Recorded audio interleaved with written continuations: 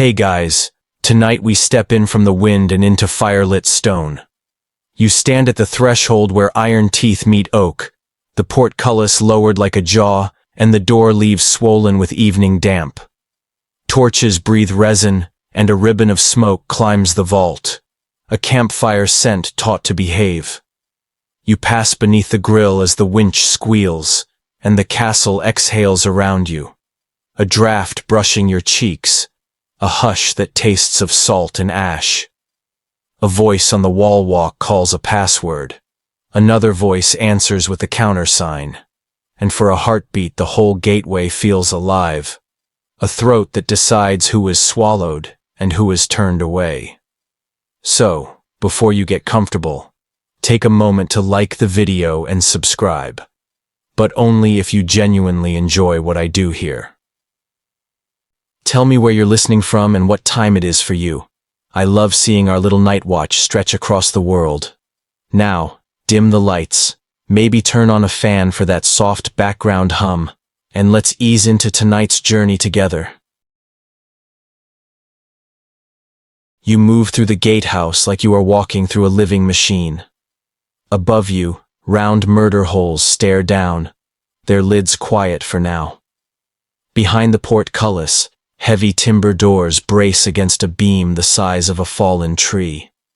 A guard's lantern paints honey on the passage, and your shadow bends over the cobbles like a knight trying to tie his own shoes, brave but slightly confused. Castles are built to buy time. An iron grill drops fast. Doors swing slow. In a crisis, you drop the iron first and ask questions later. Across medieval Europe, gatehouses with portcullises, murder holes, and multiple doors are standard defense. That is your practical fact for the night. The floor rasps under your boots. What looks like plain paving shows pale ruts where carts bit the entry, and darker cups where hooves tapped for years.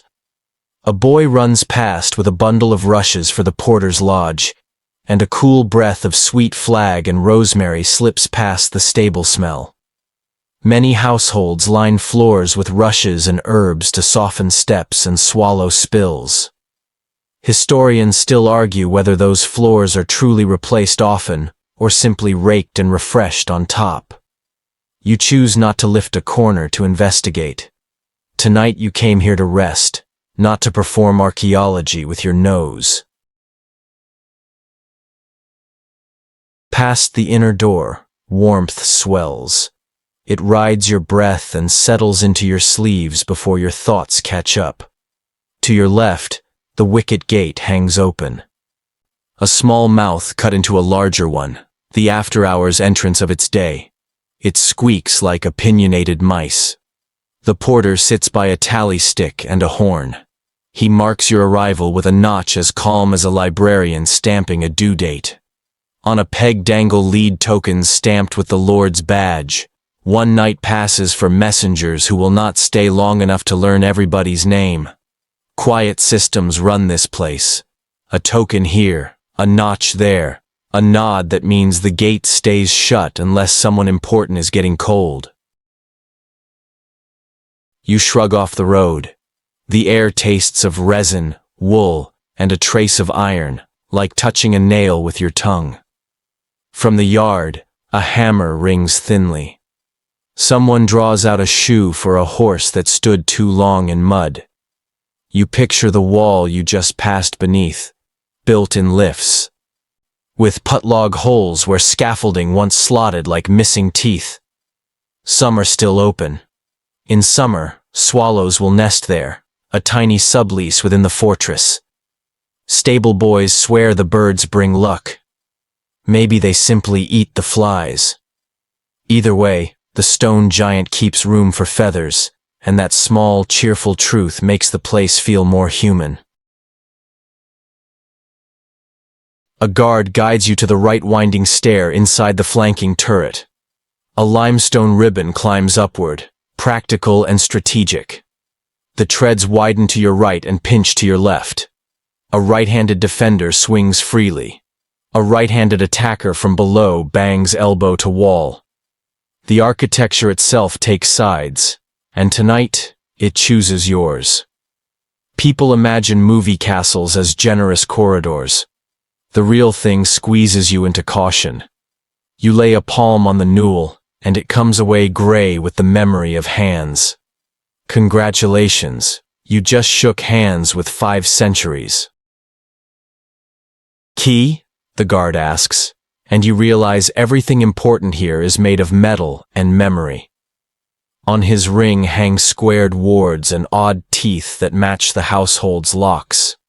This gateway keeps its own clock, an outer door, an inner door, a wicket, and a little postern by the mill race for riders whose errands prefer whispers to welcomes. Some households double lock every door on ordinary nights. Others tighten only when rumor thickens with the weather. Accounts exist for both habits, and historians still argue which rhythm is more typical. What never changes is the sound that rules the evening. A bar sliding home. You pass a niche where a lamp glows behind horn-panes, thin plates shaved from cow horn to make a milky window. The light is softer than glass and kinder than torch to eyes that have walked dark lanes. A sentry arranges his face into fierceness. It doesn't quite land. His mail shirt whispers when he shifts, a bag of cutlery deciding to breathe. Outside, the drawbridge settles the last inch, a muffled thunk that loosens the night watch's shoulders. Drawbridges vary, 1 leaf, 2 leaves, or none where ditches and doors already do the work. But the point is always the same: make strangers late. This age is very good at placing obstacles between trouble and people still finishing their stew. You approve. Your own obstacle is simpler. You step over a sleeping dog who has chosen the warmest cobble for a pillow. He opens one eye as if to check your references, then returns to his nap. Past the threshold, the ward opens like a shallow bowl of colder air cupped in stone. People move like constellations, the baker returning empty flour sacks, a maid with a tray, a messenger thawing hands above a brazier that used to be a broken cauldron. This is a community built from purposes, each a small orbit around heat, keys, and authority. You lower your voice. Stone keeps confidences for those who whisper and amplifies the clang for those who forget. Bells from the chapel wing mark the turn of the watch. The rhythm is so steady you can feel your pulse syncing with it, as if the walls were lending you their heartbeat. Somewhere a shutter answers the breeze with a faint tap, like a polite reminder to sleep. Somewhere a boy rehearses a countersign under his breath and gets the dog's approval. Behind you, the gatehouse closes its eye. The wind outside becomes somebody else's problem. You are inside now, and the castle begins to teach you patience the way it teaches everyone here. One echo, one footstep, one carefully placed key at a time. You follow the wall's cool breath toward the keep, the stone heart that pretends to be quiet while planning everything. The doorway makes proud heads bow and squeezes shoulders into good manners. Inside, a spiral stair winds to the right, a limestone ribbon that believes in strategy. The outer edge gives your right foot a broad step. The inner edge pinches your left toes into caution. Here, even geometry chooses sides. You feel how the curve trains your body to defend while climbing, and you understand why a long blade from below keeps bumping its own ambition. The castle teaches with stone, not lectures. Boot leather grinds on risers thinned by centuries. Shallow crescents show where heels trusted the outer edge, while a soft hollow at mid-step records careful toes. Your palm skims the central newel and comes away dusted with history. A row of tiny crosses nicks the stone at chest height. Some say soldiers carved them before departures, so prayers had a hook to hang on. Others swear they are marks for aligning candle sconces during night watch. Historians still argue whether these little cuts are pious graffiti, practical guides, or both, because once a sign finds meaning, people add more. Half a turn up, the stair opens to a landing the size of a tabletop. A thin slit of a window sends in a blade of air that smells of water wheel and wet timber. Set into the thickness of the wall, a blind alcove waits like a pocket in a coat.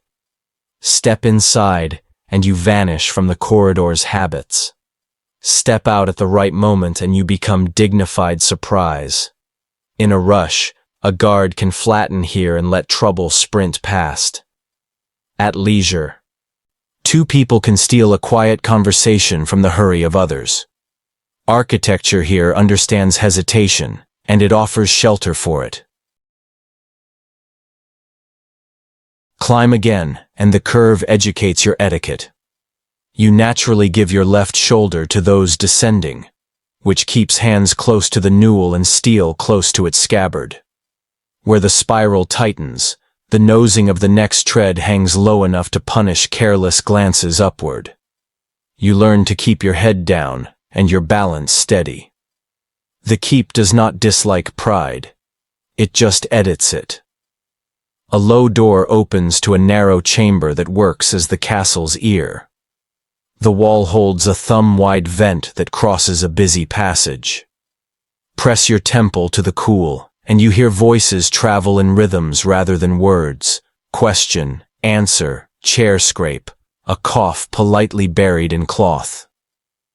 Old places set vents and chases where corridors knot so the household can sense trouble early, whether that means a quarrel, a bargain, or a kettle about to remind everyone of physics. Security and entertainment share the same pipe. On the next landing, a basin carved from one block waits in a niche. A lead spout sighs a thin ribbon of water when someone lifts a small plug.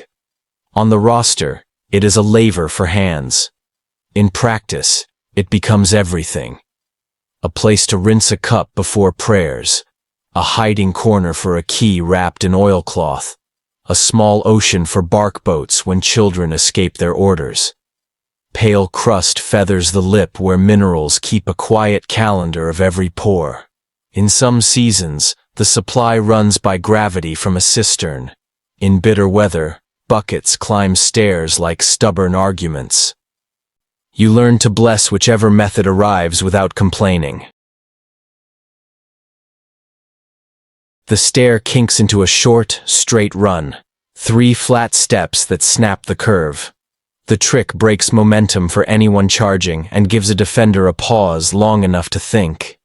Beyond, a corridor elbows twice and ends at a squat door studded for dignity. This is the sally port. You lift the bar just enough to feel night press close.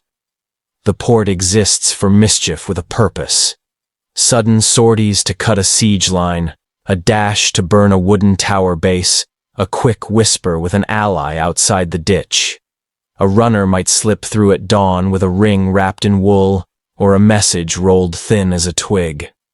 Folktales add moonlit errands to the herb garden and vows exchanged under hawthorn, because stories always find the same doors that soldiers use. Back on the stair, a square stone in the step shows a crack mended with lime bright as chalk. A guard explains that men once lifted it and found a hollow stuffed with winter kindling and a forgotten arm ring gone black with damp. Treasures here seldom vanish. They simply move to new addresses. Farther up, scratched lines of 9 men's Morris cross a tread. Pebbles once danced on those grids while the watch stretched long. When the castle is waiting for trouble, patience is the main weapon, and games are oil for that engine.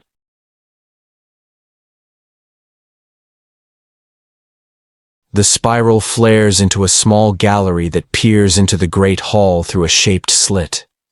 Try a whisper, and the sound falls like a silk ribbon to the dais below. The keep moves messages as cleverly as it moves bodies. A steward can summon bread without shouting. A lady can ask for warm bricks wrapped in cloth. A cook can advise that venison sleeps too close to the fire and needs turning before history repeats itself in a less edible form. The building behaves like an instrument, and practiced hands draw music from it. You step through a final door banded with vertical studs. Its hinges groan the way old trees gossip about wind. Inside, wall paintings hold their breath in the lamplight. Saints with steady eyes, vines that insist the room is warmer than it is, beasts that never lived except in the memory of travelers. A guard sets the beam in iron brackets so the door can be braced if alarm climbs the night. The gesture looks casual. It never is. Here is your clear fact for the evening. In many strongholds, right winding spiral stairs are the norm, because most fighters train right-handed, and the geometry favors defenders above. That simple design choice, repeated stair after stair, may save more lives than heroics ever claim. You feel it in your thighs and in the small of your back as the climb writes its lesson into your muscles. A quirky truth waits near the window. Horn-panes shave thin enough to glow like milk. They soften light and laugh at drafts better than poor glass, and they never shower a room with shards if a door slams at the wrong moment. Someone has pressed a fern there while the horn cured, and the fossil shadow of a leaf rides the glow like a secret crest. You pause before leaving to listen to the keep breathe. The stair below whispers leather and steel. A distant dog barks twice and decides against a third. Somewhere, a chain brushes stone as a watchman shifts weight to wake a numb foot. Historians still argue whether small keeps like this kept every exit double-locked on ordinary nights or tightened fully only when rumor grew teeth. Accounts survive for both habits. What never changes is the lesson the space keeps teaching. Move as the stone suggests, hesitate where it allows, listen where it invites, and spend your courage where the curve becomes generous. When you step back into the stair, the air rises to meet you, cool and faintly mineral. You descend 2 turns, not because you are lost, but because the keep's hidden spine has finished its short sermon. You know the keywords now. Right-hand curve, blind alcove, sally port, whisper slit, braced beam. The building has handed you its quiet vocabulary. You tuck those words into your pocket like smooth pebbles, reassuring to touch when corridors narrow and the night grows ambitious. The bell finds you before you see it, a bronze vowel rolling across stone until your ribs agree to keep time. The note climbs stairs, slides along rafters, and tidies the edges of firelight. This place keeps hours with sound, not with wrists. The day bows to lauds and prime, rises through terce and sext, leans into none and vespers, and loosens its laces at compline. Across much of Christendom, those canonical hours steer work, prayer, appetite, and even arguments about whose turn it is to mend the bridle. In a castle, the rhythm also trains authority to arrive exactly when it is most useful. Keys answer the bell like a second choir. The porter lifts a ring heavy enough to moor a skiff, and iron teeth gossip against iron teeth. One ward opens the granary hatch, another the buttery, a third the postern by the mill race, a fourth the chest where other people's certainty sleeps in cedar. Keys are choreography. If you carry them, you move. If you do not, you ask. Nothing builds manners faster than a well-placed lock and the memory of who once forgot it. You try not to stare, then fail gracefully, because curiosity has seniority over shyness. Compline fades to afterglow, and curfew takes the room by the hand. The rule is simple and domestic. Cover the fire. Shutter the horn windows. Leave lamps only where a purpose is awake. The steward walks with a hooded light like a small sunrise under arrest, checking that embers lie under ash, that wicks sit calm in saucers that will not argue with gravity, that children with ideas have been gently separated from tinder. The word curfew remembers its root, cover fire, and the memory of whole streets turning into bonfires while people dreamed. A house becomes smaller after the bell. Public life folds to a whisper, and private life negotiates for inches the way a cat negotiates for the warmest chair. You drift toward the chapel and find the silence after prayer large enough to stroll in. Candles gutter with tiny shoulders of wax. The priest warms his fingers by rubbing them together like a man coaxing words from cold hands, and a page turns with the quiet of a bird closing one wing. Even those who claim to be too busy for liturgy still march to its drum. Bread is sliced in the oxygen of lauds, horses groomed before terce, petitions presented after dinner, accounts tallied before vespers makes numbers sleepy. Historians still argue whether small strongholds rang bells with strict regularity or allowed the Lord's schedule to bend the clock, yet the feeling remains the same. Sound ladders the day, and everyone climbs. Passwords are minted for the night watch, chosen for familiarity that strangers cannot counterfeit. A saint's feast. A bridge that flooded last spring.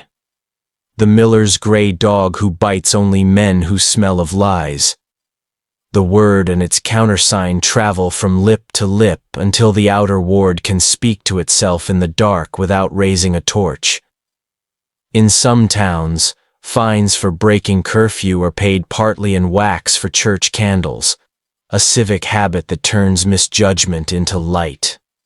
Here the almoner keeps a basket for such payments, neat as loaves after a good bake. Even penance can be practical when darkness is a shared project. The great hall learns to sleep efficiently. Benches lift, trestles tilt, boards stack on pegs, and pallets unfurl like afternoon unrolled and repurposed. A clerk chalks a list, doors barred, fires banked, keys returned, hounds fed, postern latched. Anyone who must cross the ward after curfew borrows a lantern token stamped with the Lord's badge and the hour. The porter notes the time on a tally, a thread that will lead tomorrow's questions back through the maze of footsteps. Fire is the official reason for curfew. Memory is the unofficial one. Night breeds stories faster than day, and locks are how you heard them. Out by the stables, a smaller bell sounds lower, more iron in its voice, a practical moo that belongs to men who speak fluent currycomb. One ring after compline means last check, water topped, mangers filled, doors bolted, lanterns sniffed out. 2 would mean fire. Tonight it is 1, and the yard settles the way a big animal finds a hollow in the grass. A groom hums a cradle song at a horse the size of a respectable shed, and the horse blows warm breath across his sleeve as if blessing the tune. You feel the whole block of buildings shift into a slower gear. Shutters that kept winter outside all afternoon now keep requests inside all night. Tools furl their opinions. The hammer sleeps. The saw dreams of being a harp. The pestle considers early retirement. And then the small hours habit steps softly into view. Many people in these centuries speak of a pattern of segmented sleep, First sleep after compline, awaking in the middle dark to tend embers, murmur prayers, mend a strap, talk softly enough to keep secrets sleepy, then second sleep until lauds points to breakfast. Not everyone does it. Not every season encourages it. And the evidence lives in sermons, diaries, law cases, and the accidental honesty of letters. Historians still argue whether the practice was common across regions or most visible in towns and colder months. But if you wake at midnight here, the room does not accuse you. It sets a stool, lends you a low flame, and waits.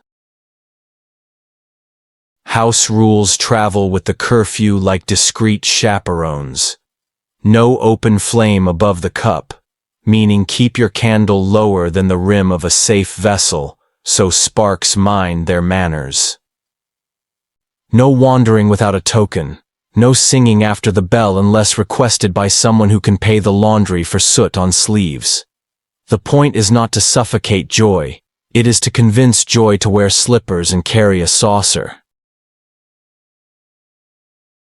A porter tests the last bar with a practiced lift and drop, the sound of ordinary metal saying a serious word. In that click, you hear how power prefers to be invisible at night. It is not a shout. It is a path that either opens or does not as you approach. The bell rope rests against the wall, polite as a well-trained snake.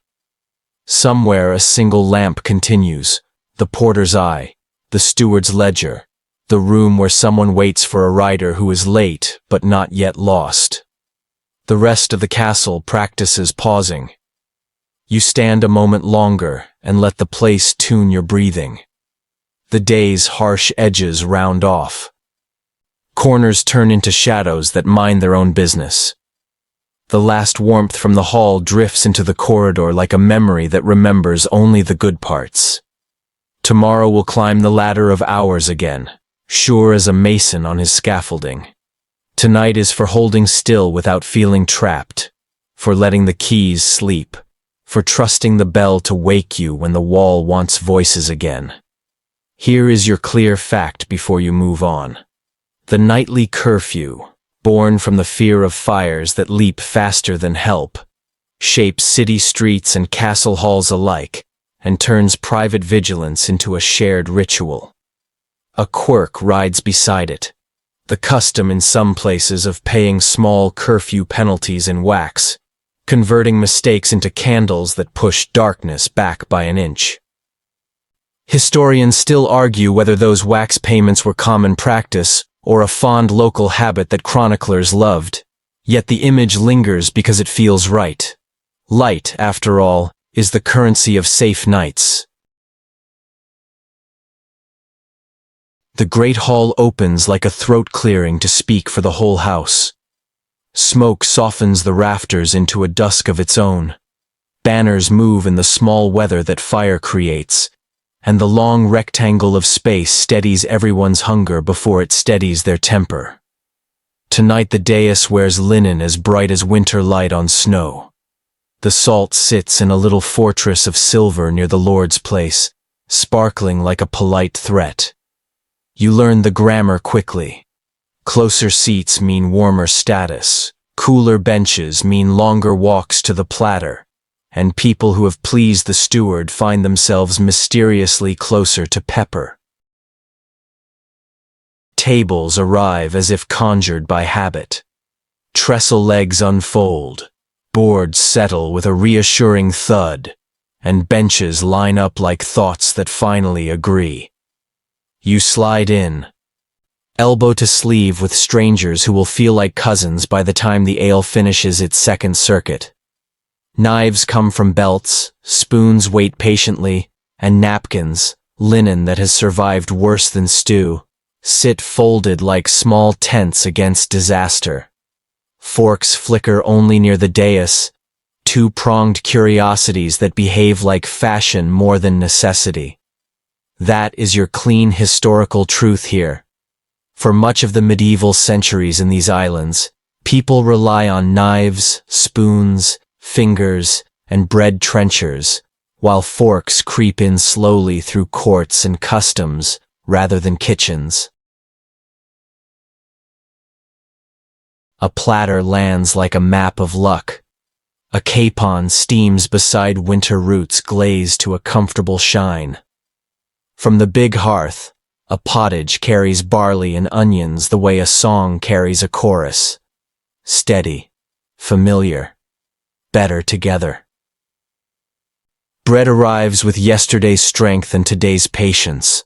The top crust crackles as if the oven still remembers the fire. You make yourself useful with a knife, carving meat into traveling shapes so the plate can circle without starting fights. When a jug of ale reaches you, the foam speaks of a cellarer who understands that a steady head is diplomacy.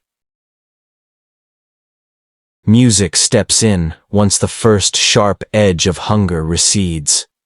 From the gallery, a vielle threads melody through the murmur. A small drum adds a heartbeat. A shawm puts a shine on the air that makes the dogs glance up and then decide to forgive it. The steward holds up 2 fingers to lift the tempo just enough to loosen tongues. Laughter moves in gentle weather systems down the room. Somewhere a jester auditions a new punchline on a squire and is paid with exactly 1 laugh, the dangerously precise currency between encouragement and volunteering. Stories follow food the way steam follows soup. A messenger tells of a flooded ford and a saint statue that refused to float. A reeve mentions a boundary hedge that wanders in its sleep. The clerk near the buttery squints at a letter, lips moving as if catching the words before they can escape. This hall does more than feed people. Tomorrow it will dress itself as a court. You can already see the chalkboard leaned against the dais steps, ready to list pleas and fines. The same table where Pepper strutted will host parchment and seals, because the great hall keeps consequences as confidently as it keeps bread. A boy brings the quirky detail on a tray without knowing it. He carries 2 thick slabs of yesterday's bread used as trenchers, each soaked with good gravy until they sag like satisfied sighs. When he asks where to put them, the almoner's hand appears as if from the wall and directs them to a basket for the poor waiting at the gatehouse tomorrow. A dog noses the basket hopefully and receives a calm sermon about patience. Leftovers here are not an afterthought. They are a circulation system that keeps this place part of the town's body. Conversations braid and unbraid around you. A mason argues gently with a carpenter about why stone thinks in arches and timber thinks in spans. A laundress explains to a page that lie knows more mathematics than he does. Someone swears a comet last summer looked exactly like a fox's tail. Someone else counters that it looked like debt with opinions. You swallow a laugh with your ale and watch the room manage itself like a well-trained horse. The marshal's glance smooths a rising quarrel. The steward's raised eyebrow stops a jug from boasting too loudly over the cloth. Up near the dais, the salt glitters with the logic of place. To sit above it is to be measured by it. The Lord speaks in a low voice to a guest about a marriage that would turn a muddy lane into a road. Eyes follow the conversation the way sun follows a window, and then politely look away when the moment needs privacy. You sense how this hall remembers every promise. A vow made here sounds louder than the same words spoken outdoors, and a broken one echoes longer. You wipe a spoon clean and taste hippocras when it makes its round. Wine warmed with spice and a little sweetness, landing like forgiveness for whatever the winter did to you. Pepper brightens a dish with the same confidence it shows in the steward's ledger, reminding everyone that roads stretch to seas you cannot see from these windows. The odor of cloves and cinnamon skims the air, proof that kitchens can tell stories without words. Somewhere a servant laughs about the new forks, calls them skittish tines, and uses bread like a civilized person. Servants move with the certainty that comes from doing this 100 nights. Plates vanish the way waves erase footprints, quietly and thoroughly. Rushes at the floor, strewn with sweet flag to argue with the day's smells, get a quick rake. Clean bundles wait by the door for a small renewal that will please the house tomorrow. Historians still argue whether large households truly renewed rushes frequently, or layered fresh over old until summer demanded repentance. Your boots prefer the optimistic version, and your nose signs the petition. When eating slows to conversation, the hall shifts jobs again without complaint. A small space clears at the center for a minstrel's tale, and people's backs become chairs for nearby ears. A tale of a clever miller outrunning a miracle earns a cheerful groan.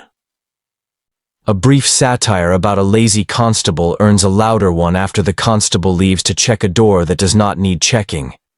Laughter like this oils hinges you did not know were stiff.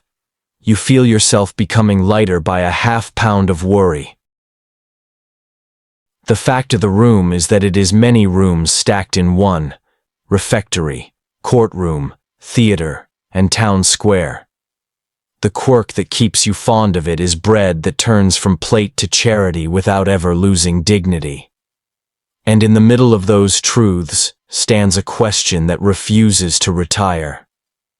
Historians still argue whether regional halls in earlier centuries offered open hospitality to most travelers with coin and good behavior, or whether they curled inward around retinues and household first, with outsiders pushed to guest houses and inns. Evidence walks both lanes. Tonight, the door feels open, the benches generous, and the ale interested in your name. At last the steward claps once, the universal spell that turns a feast into a floor. Trestles stand, boards lean against stone, benches scoot into stacks, and pallets unfurl across the now quiet expanse like well-behaved clouds. The great fire eases into a red geometry of coals. Music unthreads into comfortable silence. You look at the shields, the salt, the lamp smoke smoothing the darkness, and you understand the hall's final gift. It teaches a crowd to become a room and a room to become a lullaby. When you lie down later, you will still hear a faint chord where the viol stitched the evening together, and you will drift on it the way a leaf drifts on a stream that knows its way home. You follow the ribbon of warm air that leaks from a side passage and find the kitchen keeping its own weather. Soot shades the rafters like a permanent twilight. The floor changes under your boots to stone that drinks spills without complaint. The main hearth squats like a tamed volcano, chains hanging from an iron gallows, pot hooks clicking in a slow clock you can smell. A cauldron breathes pottage that tells the truth about barley and onions.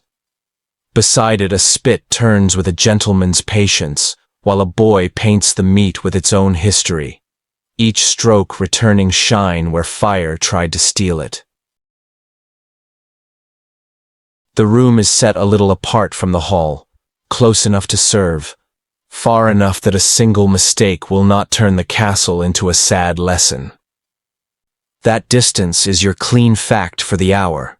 Many great houses place their principal kitchens in a separate range or wing to manage the danger of open flame and greasy air. Doors stand wide to let the heat confess itself to the night. The cooks move like a disciplined storm, each person knowing where to be when the ladle points. A small chest opens with the dignity of a reliquary.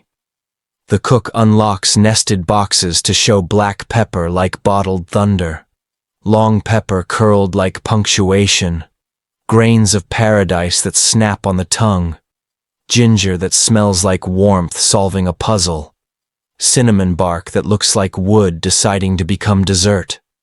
Saffron threads glow like a pocket sunrise. Spice here is medicine, costume, and map.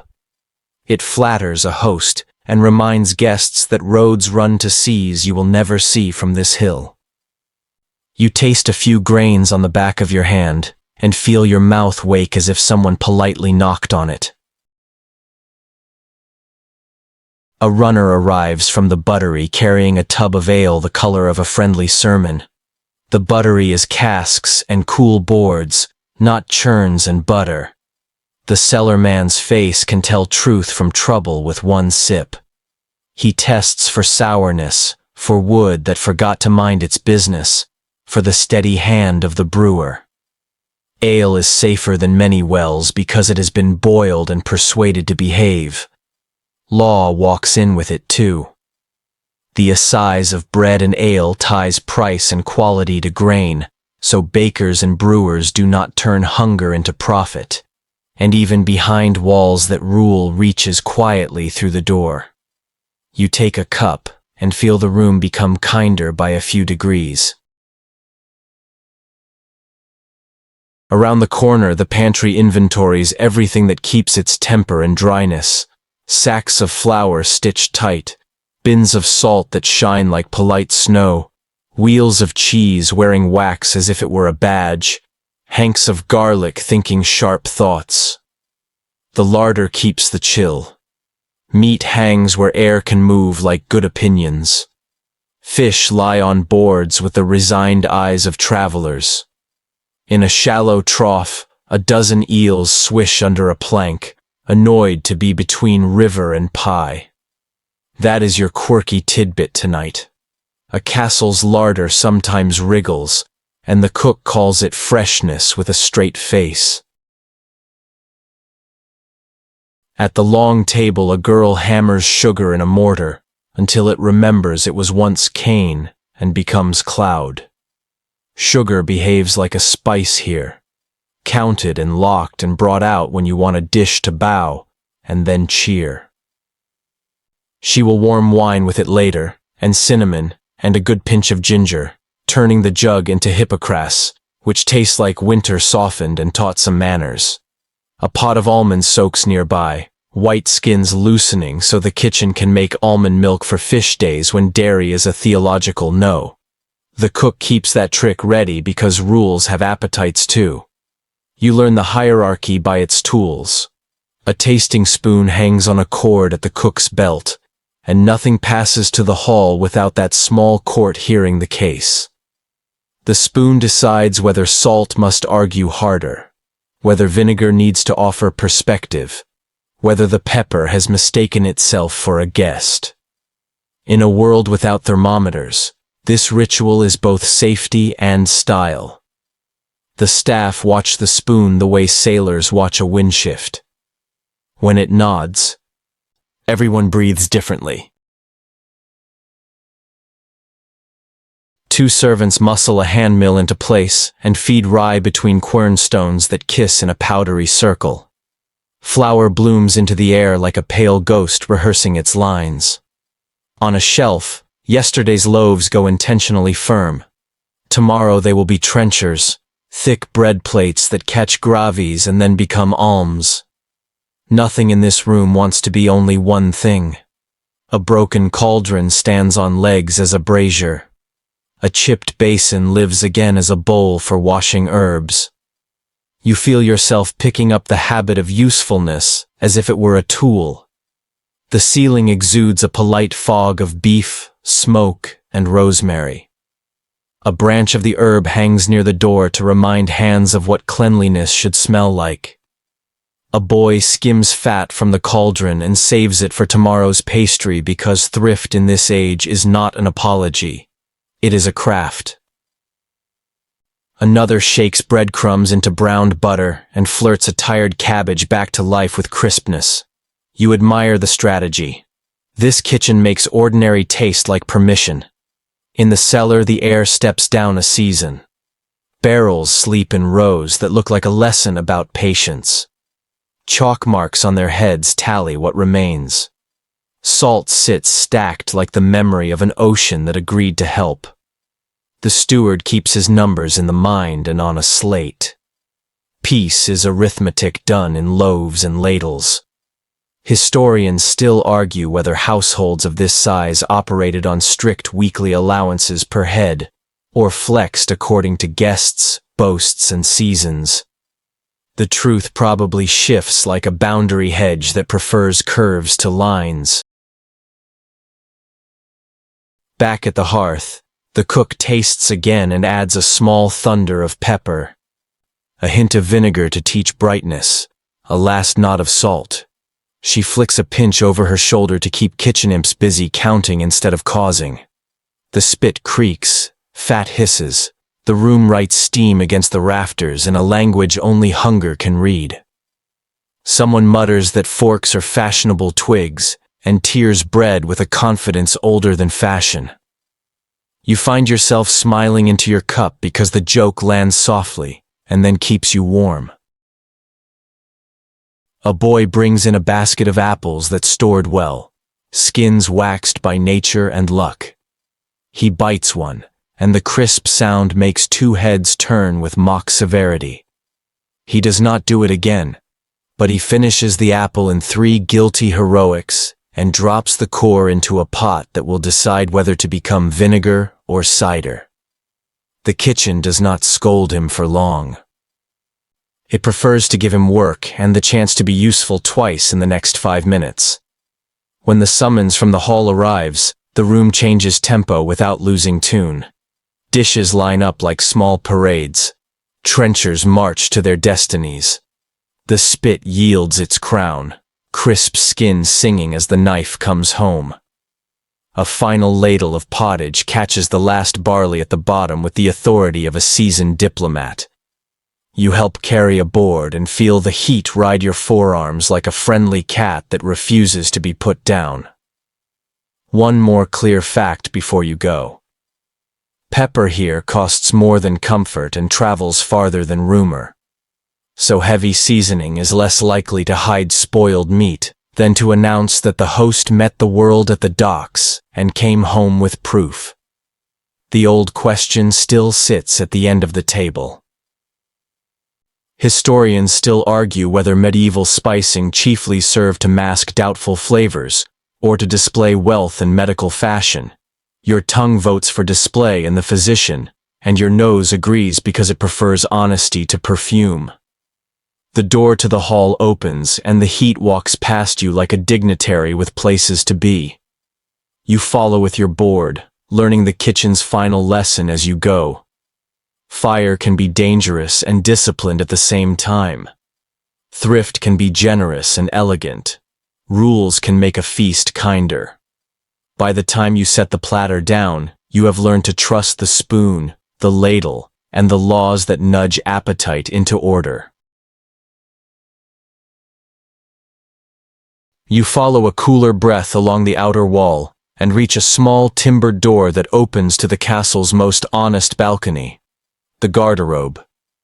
It juts from the masonry on stout corbels like a thoughtful birdhouse, a slit window admitting a soft ribbon of night. Inside, the oak seat shines with the polish of practical diplomacy. Beneath it, the chute drops through the wall to a cesspit or the moat, depending on the optimism of the medieval engineer who signed off on drains. The draft rising from below is cool as advice and just as persuasive. You rest your hand on the sill and feel the stone's slow patience. Here, privacy is measured not in silence, but in elevation and airflow. This little room explains more about castle design than many corridors shout. Move waste away from heat and food. Put gravity to work. Keep water near enough to help, but far enough to avoid mischief. The opening is keyhole-shaped. The upper roundness welcomes, the lower slot insists on accuracy. And the surrounding stones are washed with ash, lye, and vinegar, so the air smells faintly of soap, being heroic. A jar of cloths stands ready, A second jar holds soft moss, and from a peg hangs a net of dried herbs, rosemary, lavender, meadowsweet, turning necessity into a meadow's imitation. Even the door latch feels politely decisive, a small mercy in a room dedicated to inevitabilities. Along the floor you notice a narrow gutter against the outer wall and a set of nail holes that once held a small pipe. In rain, water from a roof cistern trickles through here, rinsing the stones and carrying its verdict toward the pit. You picture a wet season when the little gutter chatters all night like a contented stream. Elsewhere in cloisters and large households, long rear doors run above flowing water, a communal solution wrapped in a hymn.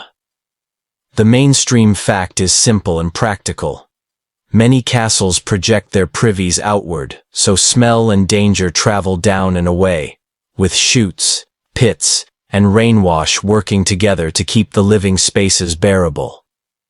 Stone cannot be kind, but it can be sanitary with conviction.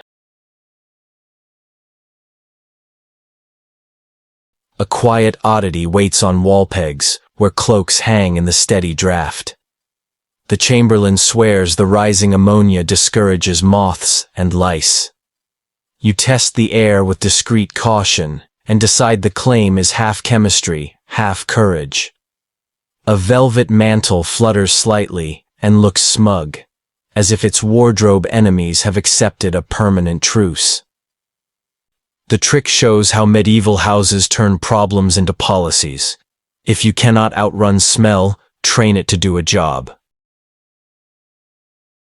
Back in the passage, the larger water story reveals itself like a map. The inner ward keeps a well under a timber canopy. The rope polished by hands you could count by the thousands if counting didn't feel like prayer. A bucket climbs with 2 small grunts of effort per turn, the human soundtrack of hydraulics. Some sites feed lead pipes from springheads. Others line deep cisterns with waterproof mortar and teach roofs to be funnels. The first sip tastes of iron and old stone and disciplines your teeth into better posture. In a world where sieges visit without appointments, a reliable well is survival in a circle of rope. A side room holds a bathing tub lean to drain, its hoops tight. A folded linen pad laced to the rim so elbows can pretend to be noble all evening. Baths are events here, not reflexes.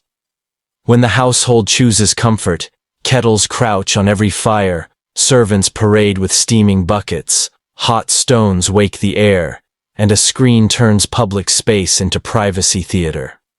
Soap made from tallow and ash does what it can. Rose water waits to persuade clean to become pleasant. You step inside, and the wood still holds a memory of warmth, honeyed and indulgent. For a few breaths you understand why a schedule can bend in favor of a tub. Past the tub, a lavatory niche whispers. A little lead spout feeds a stone basin through a trickle that refuses drama. Wash, rub with a bit of ash soap, rinse, flick. Let the next pair of hands inherit the ribbon of water. The towel is coarse linen and smells like honest work. A laundress crosses the corridor laughing, a sound sharp as a whetstone, and you know from that laugh that the cloth will be whiter in an hour than arguments ever become. Even the floors learn to apologize. Rushes strewn with sweet flag and mint cushion feet, and argue with yesterday's kitchen opinions. Fresh bundles lean in a corner, pale and green, promising that this room will remember a meadow by morning. Historians still argue whether great households replaced rushes frequently or layered new over old until summer demanded repentance with windows flung wide. Your boots vote for renewal, your nose seconds the motion. From the garderobe balcony you peer down and see where the wall meets its shadow. The cesspit below fills by degrees and empties by courage. Night soil men shovel by moonlight, load carts, and sell last winter's certainty to fields that will be grateful by spring. It is a circle best admired without too much narration at dinner. In some places the moat doubles as final editor, an arrangement that subtracts a little from the romance of reflections. Not every ditch becomes a latrine. Enough do that people learn to choose upwind with conviction. Inside chests and sleeves, scent tricks persist. Little linen bags of dried herbs hide where noses will meet them. Pomanders heavy with cloves swing from ribbons. In kitchens, juniper smoke shoulders old onion out the door before feast days. Winter cloaks hang over slow smoke to collect a perfume of hearth and patience. A clerk wipes a drop of lavender behind each ear before opening the accounts and swears numbers behave better when they feel admired. The claim is suspicious and charming at the same time, so you put it in the drawer marked worth testing.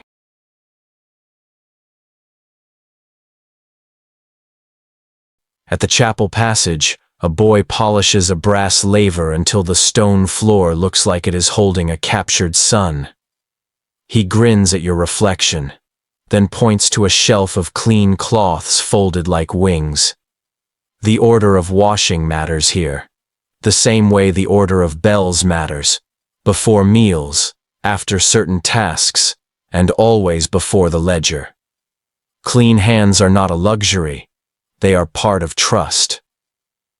You feel yourself agreeing with a civilization that cannot explain its chemistry, but knows the difference when it smells it. You pause and name what the last minutes taught you.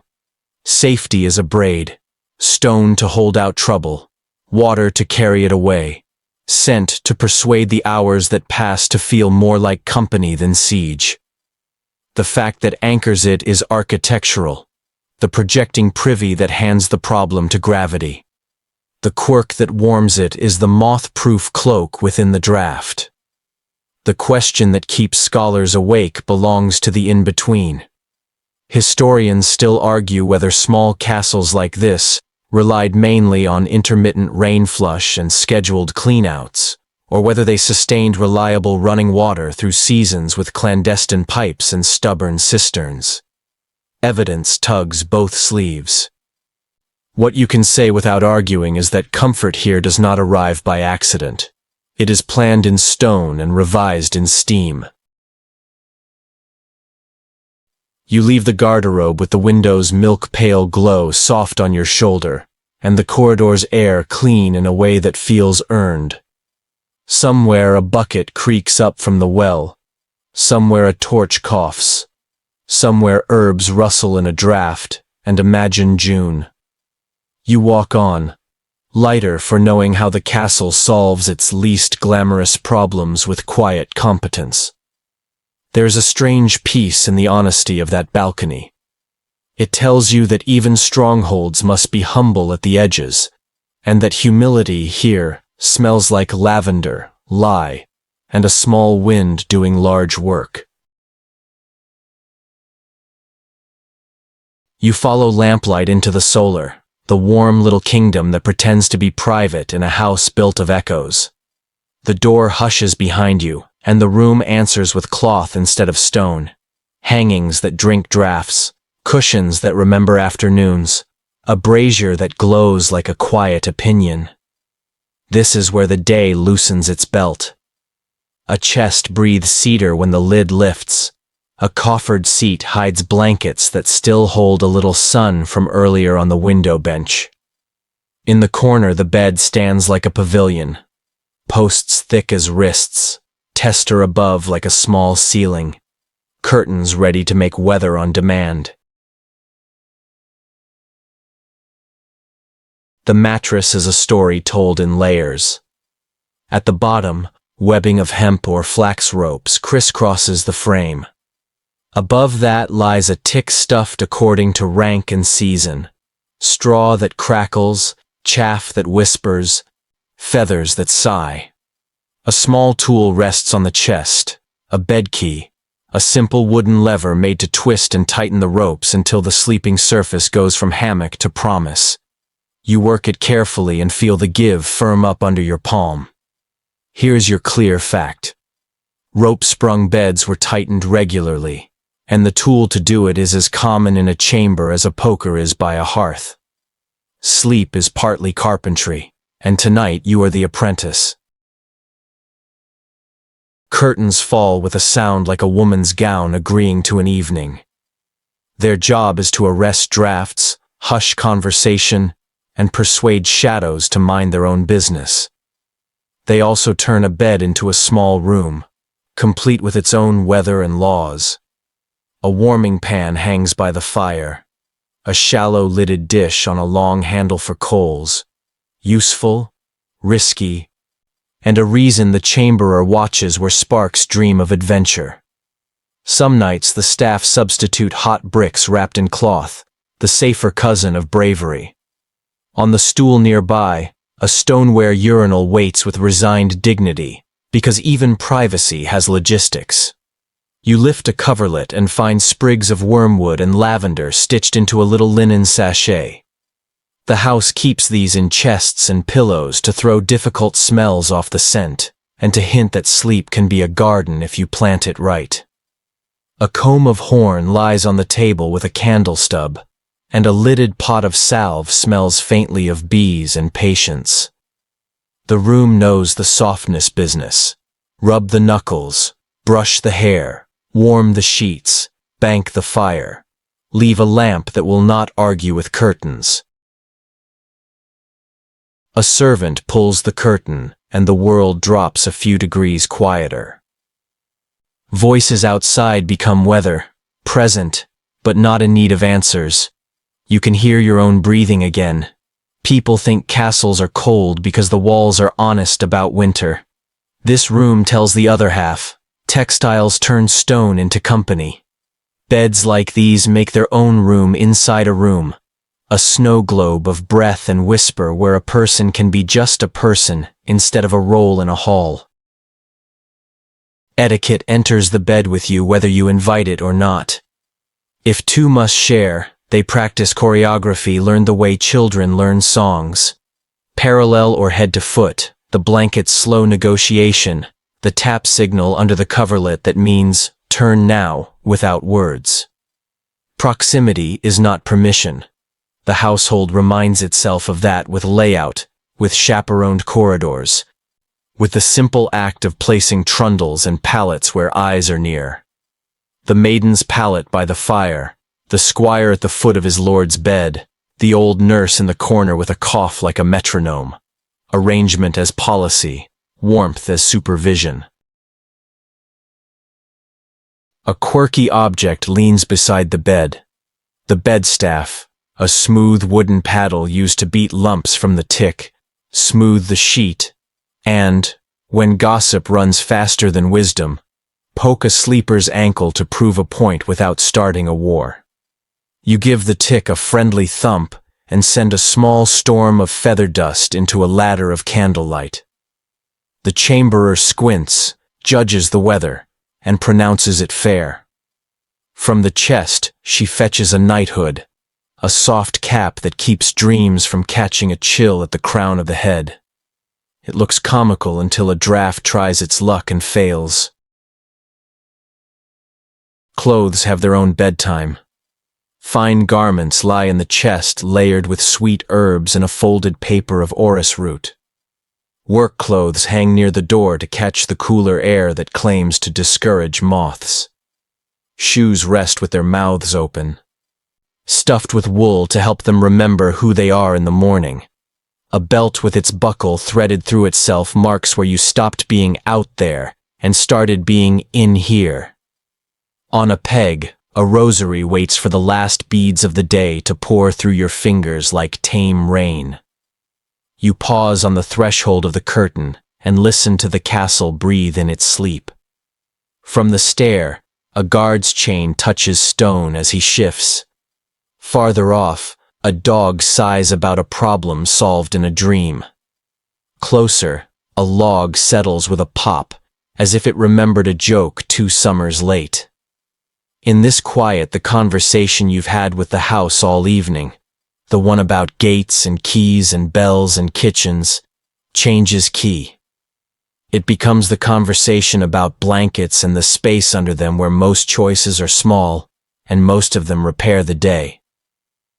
Here is tonight's debated corner. People love to say the phrase "sleep tight" comes directly from tightening these bed ropes with a key before you lie down. Historians still argue whether the phrase truly springs from rope beds, or whether it is a later wish that simply means sleep soundly, retrofitted with a satisfying origin story. The ropes are real, the tightening is real, the comfort is measurable by the hour. The etymology keeps its little secret and smiles. A laugh drifts up from the stair and dies politely at the door. The chamberer draws the last curtain and leaves you with the small lamp inside the bed's world. You take the bed key one more time and give the web a final firming twist, not because the rope demands it, but because the ritual tells your hands the day is finished. You blow the lamp out and keep the wick on a saucer where no curtain can find it. Darkness arrives like a helpful clerk, carrying the ledger where today's entries are already balanced. Before sleep, you rehearse the rules the room teaches. Tighten the web, warm the sheets without daring the coals, draw the curtains, share like a good neighbor, keep the knighthood where you can find it by feel. A fact to trust, a quirk to smile at, a question to keep scholars awake. Together, they make a blanket thick enough to smother the last rustle of worry. You lie down, and the bed accepts you the way a boat accepts a passenger, with confidence born of knots and patience grown on ropes. Outside the curtains, time keeps its chores. Inside, time agrees to wait. You wake into the house's quieter industry, the part that mends dignity while everyone else is busy guarding it. Down the passage from the solar, the wardrobe chamber holds the castle's soft machinery. Cloth, color, needles, and the people who make a life behave by stitching it together. The door hinges are modest, the room bright for its size. A window bench catches what daylight the morning lends, and along the wall run chests banded with iron like patient animals waiting to be fed.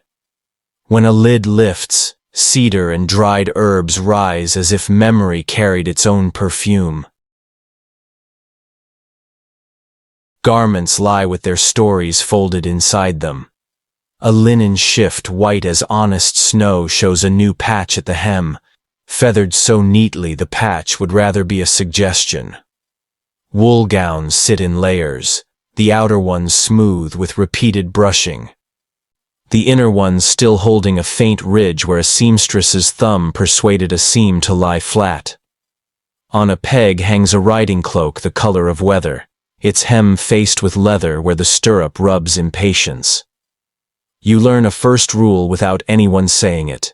Comfort and rank are woven, not wished. Linen against the skin, wool to keep the bargain with winter, and fur or silk only where purse and law allow. By the window, 2 women work a sleeve back to obedience.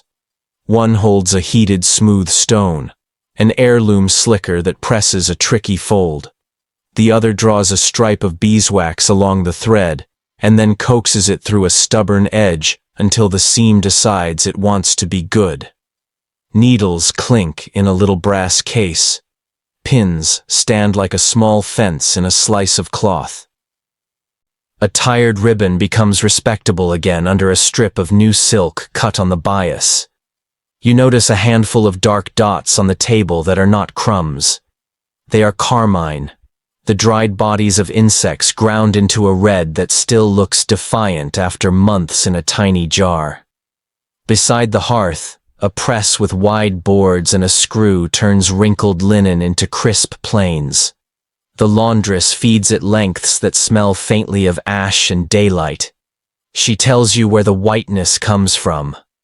Boiling with lye made from wood ash, beating on a board with rhythm that shames any drum, rinsing in running water, and laying on the grass so sun can do what sermons claim to do, lift stains and improve spirits. She smiles without looking up and says, "Linen can keep a body cleaner than a bath can keep a conscience." That quip holds a truth. A clean shift changed often does more everyday good than a tub once a blue moon, and linen is the quiet hero of the century. Not everything goes to the wash. Velvet sulks if drowned. Silk forgets who it is when bullied. For these, the wardrobe keeps tricks. A lump of stale bread, cut and trimmed, makes an eraser to lift spots from nap without scratching it. A small bowl of fine sand waits for metal stains where buckles kiss too hard. A bone tool smooths snagged threads back into their living neighbors. And yes, the jar in the corner labeled with discreet humor has its own honesty. Chamber lye, stale urine saved for washing and dye work, is as useful as it is impolite. It scours grease from wool, it helps dyes bite, and it turns awkwardness into chemistry without asking permission. The dye basket is a map of far and near. Woad cakes smell like a field told to keep a secret. Madder root chips hint at the color of dried brick. Weld whispers yellow as if sunlight were learning manners. A small twist of silk dyed with imported indigo gleams like midnight that remembered to bring stars. On a shelf, alum waits in a pot like a quiet clerk. Its only ambition is to help other ambitions stick. Your plain fact for the hour stands firm. Across Europe, common blues and reds come from woad and madder, fixed with mordants such as alum, while richer, rarer blues from indigo and deep reds from kermes or cochineal belong to trade, price, and permission. You examine a strip of fur that will be turned and set as facing on a collar. It smells like the cold day it used to be. The seamstress strokes it with a small wet brush so the pile will lie the right way when the Lord sits to be watched. On the table, a roll of tablet-woven trim curls like a satisfied cat, its tiny patterns singing about hours counted at a loom. The work is slow, but the room considers slowness a kind of prayer. From a chest, the chamberer draws a little book of swatches tied with blue thread. It is less a fashion catalogue than a memory palace. Here is the green that flattered a lady in summer. Here the sober brown that made a steward look reliable during a winter of thin grain. Here a strip of scarlet ordered for a wedding that became instead a christening band because babies arrive when they choose and tailors follow. You understand that clothing is a ledger of choices, and this room balances that ledger with needles. Talk wanders while hands keep finding the needle's eye. One woman repeats a proverb about moths being born from neglected sleeves. Another offers cedar and vigilance as sworn enemies of that invention. A third tells of a peddler who sold her a comb made from horn that sings when it finds a louse. You look at the fine teeth and decide you will take her word for the song. The house's honesty about small pests is a kind of morale. If you admit the enemy is tiny, you are halfway to learning its habits. A servant brings in a folded parchment with the steward's note. 2 new liveries before Michaelmas. Colors to match the arms. Cloth already promised from the town fullers. The liveries are not ornament. They are logistics made visible. When a dozen men in the same colors move through a fair crowd, the household can count itself at a glance and find its courage standing upright. You watch as the chamberer measures ribbon with a practiced stretch from nose to fingertip and trims it clean.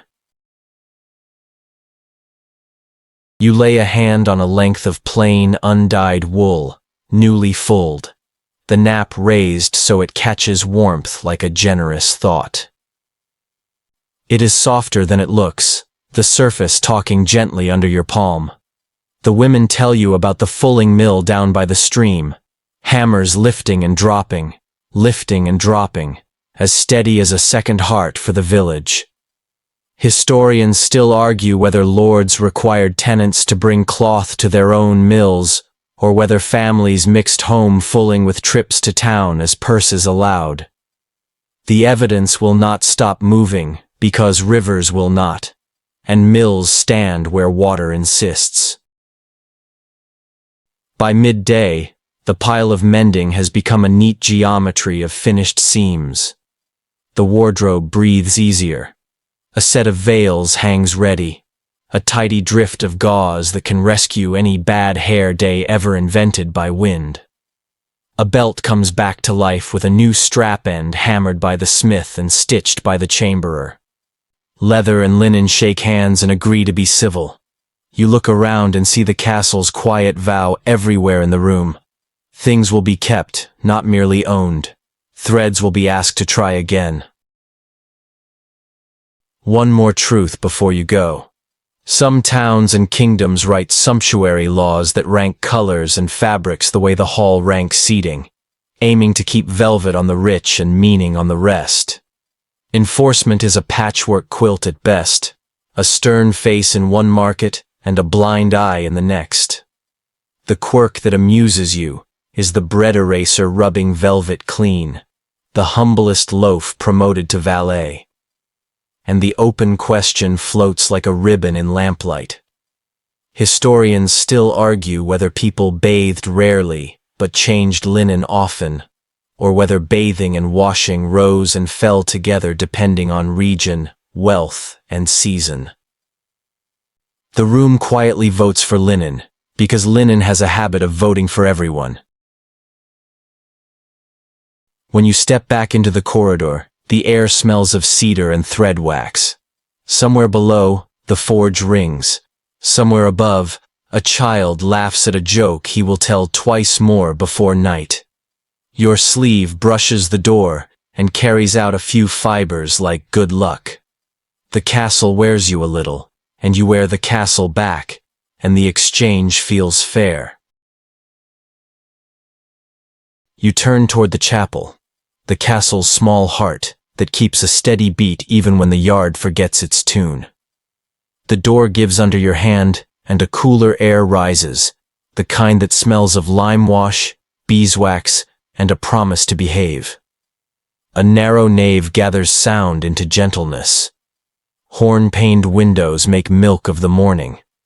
On the south wall, a shallow basin, the piscina, waits to rinse holy vessels. A neat ombre cupboard closes its wooden eyelids over the chalice and paten. Your feet learn to land quietly without being told. This is a room where even the torches seem to whisper. A priest moves like a bookmark through the space, aligning candles, shaking a cloth so the last dust decides to stop being ambitious. He greets you with the slight smile of a man who talks to people and to the calendar and expects both to answer eventually. At the little altar, a painted saint holds out a palm that has received more kisses than most ringed fingers here. You notice the thin, polished crescent on the floor, where knees have taught the stone patience. Many castles keep such a chapel tucked into a keep or gatehouse tower. Small, serviceable, with its own bell rope and a ledge where offerings sit until the almoner remembers them. That is your simple fact for the hour. Strongholds often build worship into their bones, not as ornament, but as schedule. You sit on a bench that creaks with ecclesiastical sincerity. A psalter waits on the lectern, its edges shiny with the affection of thumbs. The priest chants a fragment, and the room learns it instantly. Bells from the outer stair answer, and for a moment the castle feels like a choir that has rehearsed without knowing it. On the sill, A sprig of boxwood from Palm Sunday has dried into the color of memory. It stays because people like to keep the last victory of spring close to where winter hides. A boy treads in carrying a basket of stubby candles rescued from every windowsill in the house. He looks at the priest the way a squire looks at a good horse. Careful affection, plus a little fear. The priest nods toward the tally board by the door where wax fines are marked from last week's curfew lapses and hallway singing with excessive enthusiasm. Those payments become light, an economy of atonement you cannot help admiring. The boy grins, because a room that smells like honey and forgiveness is a generous workplace. He sorts stubs by size like a merchant of little sons. At the chancel step, a small iron stand holds a modest votive rack, black with the history of melt. People leave tokens here with a logic that belongs partly to theology and partly to stubbornness. A ribbon from a safe childbirth.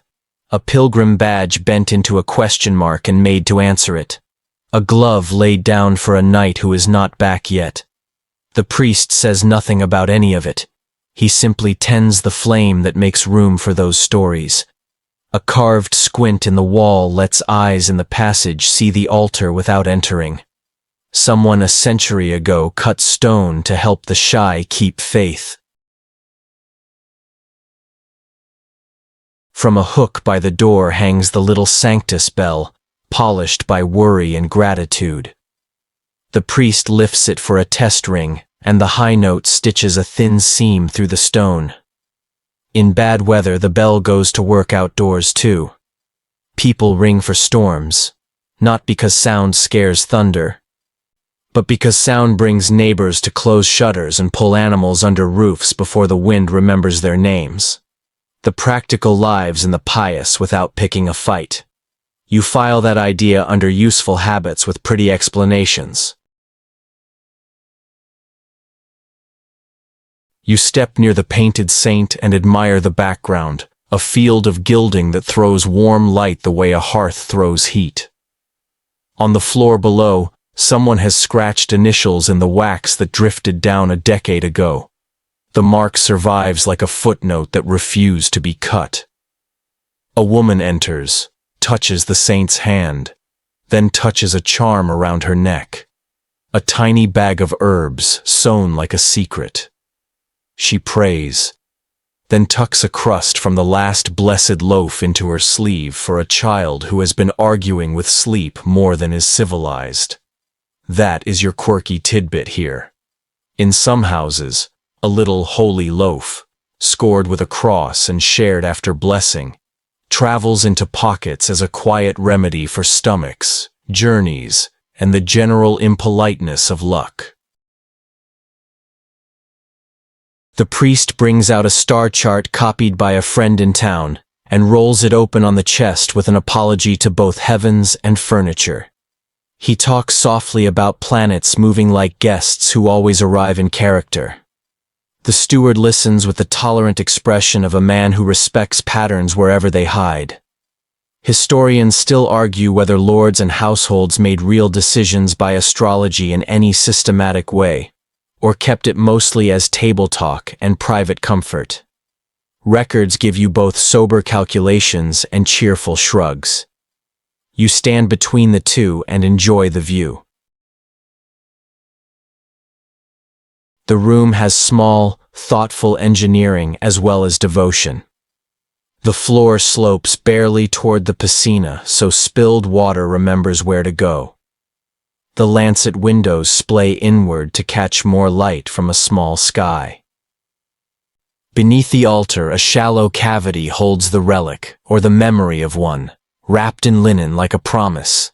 Candles stand in pairs, not merely for beauty, but because pairs make balance, and balance makes people behave. The choir bench shows a notch worn exactly where the priest rests his book during long readings. You can measure the psalms by the depth of that notch. A messenger arrives with a letter sealed in green wax and bows toward the altar, because habit insists on courtesy, even when breath is scarce. The priest breaks the seal, reads, and smiles. A harvest promised safe after a late storm backed down. He adds a line to the prayer board under Thanksgiving, a column that grows slower than petition, but never stops growing. You notice a different list beside it. Names for the almoners round today. The chapel distributes bread the way the hall distributes stories. Both give shape to appetite. No one mentions miracles, yet the room assumes small ones. A cough quiets. A fear nods and decides to wait until morning. A short temper leaves without slamming the door. You leave a coin in the dish, and it makes the softest sound money can make. The sound of belonging to a larger plan than your own pockets. The priest traces a quick blessing, not a grand flourish, just a good habit done well. Before you go, you memorize the chapel's threefold lesson the way you learned the kitchen's. A firm fact. Many castles include chapels with piscina, aumbry, and their own daily rhythm woven into the household. A fond quirk, fines paid in wax and shared holy loaves, turning discipline and hope into actual light and small medicine. An open debate. Whether the stars truly steered choices here, or simply gave anxious minds a pleasing grid to map tomorrow on. The room refuses to choose because it does not have to. When you step back into the corridor, the ordinary noise of the house feels tuned rather than loud. Somewhere a key rings like a tiny bell of its own. Somewhere flour dust becomes bread in the hands that know it well. Somewhere a child counts candle flames as if they were sheep. You walk on with the scent of beeswax following like a polite escort, and you realize the strangest comfort of the day. A fortress can be devout without being solemn, and faith here is not a speech, but a series of tasks done carefully until light happens. You step into the inner ward and find the castle's practical heartbeat, the place where hands learn what ideas demand. The yard divides itself into little countries of noise. By the smithy door, the anvil keeps its square music. Along the wall, a line of straw butts waits for arrows. Near the stable, a row of wooden pells stands like stubborn tree stumps, ready to be persuaded by sticks and steel. Hoof smell mingles with coal smoke and the faint pepper of ground feathers. Nothing here is for show. This is the room outdoors where tomorrow is rehearsed. The forge speaks in pulses. Bellows breathe, the fire brightens, iron climbs past cherry to orange, until even the smith respects it out loud. He draws a horseshoe to a longer thought, hammers a rivet, turns a link, and returns it to the fire with the care of a priest easing a relic back into its reliquary. A boy sprinkles sand at the lip of the hearth so flux doesn't fuse where it shouldn't. In a slack tub nearby, water waits with a serious face. The hiss when hot metal meets it is satisfaction and caution in one syllable. You watch him twist wire for a new mail repair, little rings closing into a fabric that looks like patience made visible. The plain fact stands steady.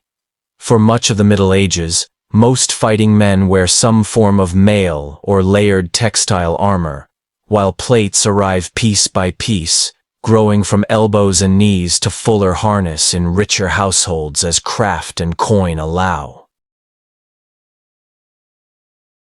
Beyond the anvil, a weapon rack leans against the wall. Spears and disciplined ranks, ash shafts the color of good bread. Bills and glaives shaped like farm tools that learned rhetoric. A few crossbows with windlasses folded like thoughtful beetles. A sheaf of quarrels in a box stenciled with a faded badge. Swords hang there too, well-behaved and fewer than stories promise. The garrison knows what the yard has always known. A long piece of wood with a steel persuasion at the top settles arguments better than romance does. A captain checks edges with a thumbnail and nods once. Steel will always want to be proud. The yard reminds it to be useful. At the butts, bowstrings hiss a soft syllable that repeats until it becomes weather. Targets bloom with circles painted in milk and ash. A Fletcher kneels by a crate of shafts, testing spine by flexing each in turn and listening with his fingertips. He frowns at a feather and throws it back into the reject pile. Arrows here wear goose more often than swan, and all 3 fletches on a shaft must come from the same wing so the spin is loyal. He binds with fine thread, kisses the binding with hide glue, strokes the veins flat, and sets the notch with a tiny file until it sings the right fit to the string. A child collects lost shafts from the grass, paid in small coins and big importance. He invents the job title, Arrow Finder, on the spot, and the yard pretends not to smile. Men loose in steady rhythm, draw to the ear, hold a heartbeat, let the bow talk. A bowyer sets aside 2 staves to season up a chimney where warm smoke teaches wood to become wisdom. You are handed a lighter practice bow to feel the motion. The first draw surprises your back more than your arms. The second learns from the first. The third lands true enough to keep your pride alive. The marshal nods without flattery and tells you the one rule that makes the others work. Practice belongs to the calendar. In many English towns and parishes, archery butts are maintained by law, and men are expected to shoot on Sundays and feast days, because a kingdom remembers what it does every week. You file that statute where you keep recipes, the place where repetition becomes comfort. At the Pells, a squire drills footwork. He steps in, turns the hip, slides the lead foot, and lets a short, ugly sword make its case without embroidery.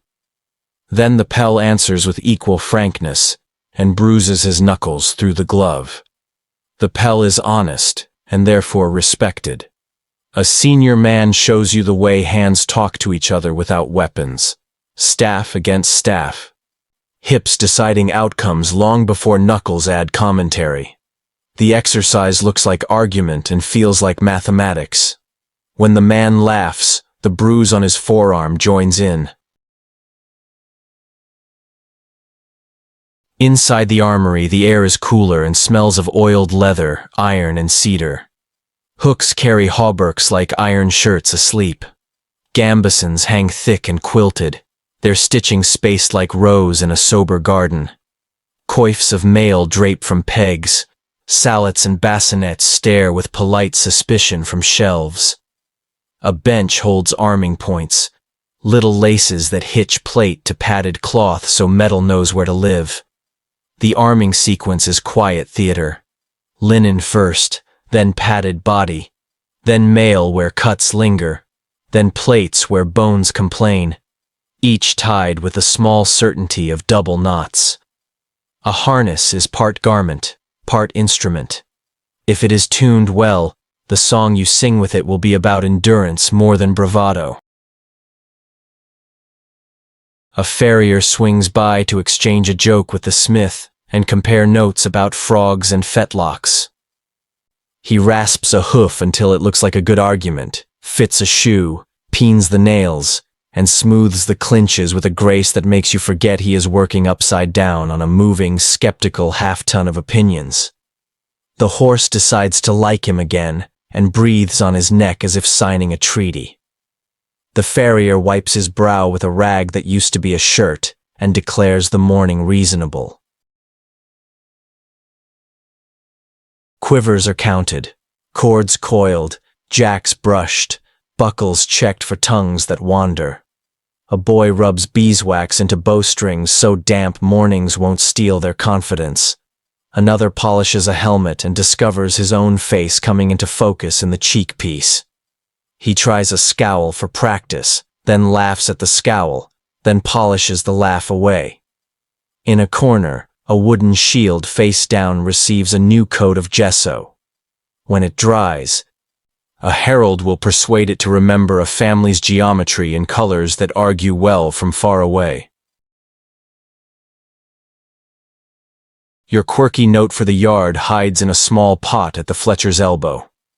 He dips a finger and touches it to a binding. The salve smells of pine pitch, beeswax, and a whisper of garlic. He says it keeps the thread's courage up and the feathers flat in rain. He also says the garlic is for luck and against moths and for keeping talkative cousins at a respectful distance. You cannot disprove any of this and decide you do not want to. The captain gestures to the wall walk and the murder holes above the gate and asks the question the yard still loves to debate. Were boiling oils really poured on attackers as every tale insists? The men grin. Water is easier to boil, sand stays hot and cruel longer. And stones never run out if you plan properly. Historians still argue whether cauldrons of oil were a staple of defense or a romantic exaggeration, with most evidence pointing to hot water, heated sand, and well-timed gravity doing the night's honest work. The captain shrugs and taps the parapet. Whatever hurts and does not spill your own men gets a vote. By noon the drill slackens and the noise thins to tasks. The smith turns to hinges and nails because doors have their own campaigns. The Fletcher counts shafts into neat sheaves of 24. The armorer oils a leather strap that dared to crack and persuades it back into duty with hands that smell like tallow and faith. You step back and see the whole yard as a sentence you can finally parse. Strength is a plural noun here. It lives in fingers, elbows, lungs, knots, laws, and the decision to do small things correctly until they add up to a wall. One more breath before you go. A firm fact anchored the morning. Regular archery practice and maintained butts are law and habit in many places, because routine builds armies better than speeches. A fond quirk glued the feathers, 3 fletches from the same goosewing so spin behaves in flight. A question kept its chair. The legend of boiling oil against the ledger of hot water, sand, and gravity. The yard is pleased to keep arguing as long as the arrows keep flying. By afternoon, the great hall puts on its other face, the one that smells less of broth and more of ink. Boards come down again, but this time they hold tablets, slates, and a small parliament of wax. The steward settles at the dais with the calm of a millpond that has seen storms come and go. Beside him sits the clerk, his pen trimmed like a narrow opinion. The constable takes a seat where the light is honest. A chest opens, and within it parchment lies in careful rolls while seals sleep like red moons waiting for tides. People drift in at the edge of their errands and turn into an audience. The hall has learned how to be a court as naturally as it learned to be a dining room. You find a place where shadow and sight agree and let the rhythm carry you. A crier begins with fines already owed. Late ditching on the north boundary. A hedge cut so bold it tried to be honest about trespass. A pig with an advanced degree in gate opening. Laughter loosens, then straightens when the steward clears his throat. Every case here wears the same uniform. A question, a memory, and a decision that must look like both justice and good housekeeping. Weights and measures come first, because a dishonest bushel picks fights faster than a dishonest story. On the table stand the house standards, iron rings for ale, a nesting set of dry measures that chime when they meet. The ale taster, a man with the scandalous authority to sip at work, demonstrates a test, pouring to the mark and eyeing the head. If the froth behaves, the brewer keeps his smile. If not, the ledger frowns. Here is your plain fact. Across much of medieval Europe and England, assizes regulate bread and ale, tying price and quality to grain costs, so a hungry season does not invite clever theft from the poor. These rules walk into the hall on market day and sit down where everyone can see them. Next to the standards lies a bundle of tally sticks, each split down the middle so one half matches the other like a shy handshake. The steward takes one up, reads the notches like a musician sight-reading a tune, and nods. Tallies say what memory cannot be trusted to, and their honesty lives in the way two parties keep halves that only agree when brought together. You run a finger along a notch and feel a number you don't have to count. The clerk smiles and lets you think you've learned a secret. Disputes arrive in ascending order of temperature. A boundary quarrel, cooled by the appearance of three elders whose memories carry more authority than any fence. A complaint about a scuffle in the buttery, diffused by a requirement to pay for a broken mug, and two apologies crafted to fit the break. A question about a marriage portion, measured out with beans on a tray because beans don't argue. They merely add up. You watch the hall perform the trick that law here loves best, turning anger into arithmetic. Sometimes the business is heavier. A theft, the kind that steals not just goods, but the last good sleep from a widow.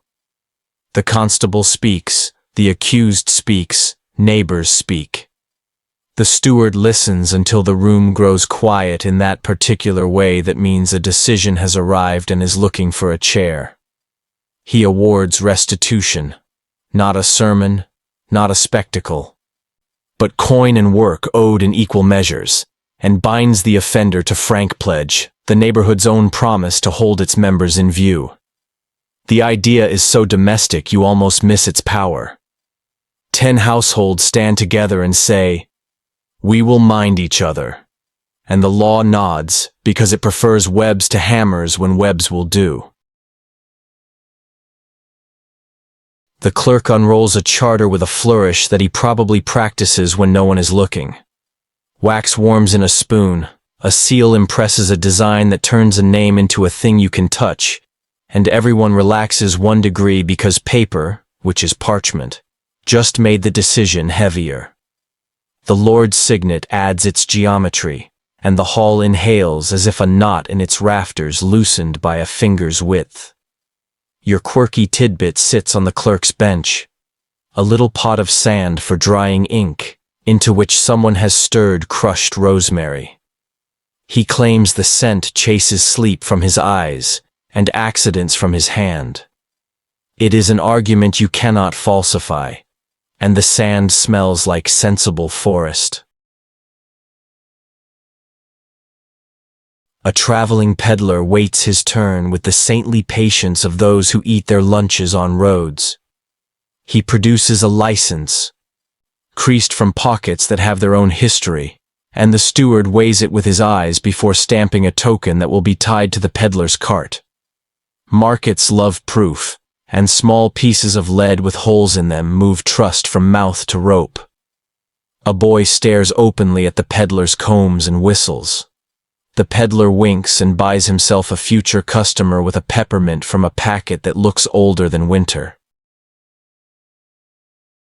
Then the question that rooms like this never finish answering floats across the dais like a patient moth. Who gets to speak? The reeve stands for the villagers. A widow speaks for herself. A villain's son asks carefully about buying free land with coin earned far away during a summer of wages.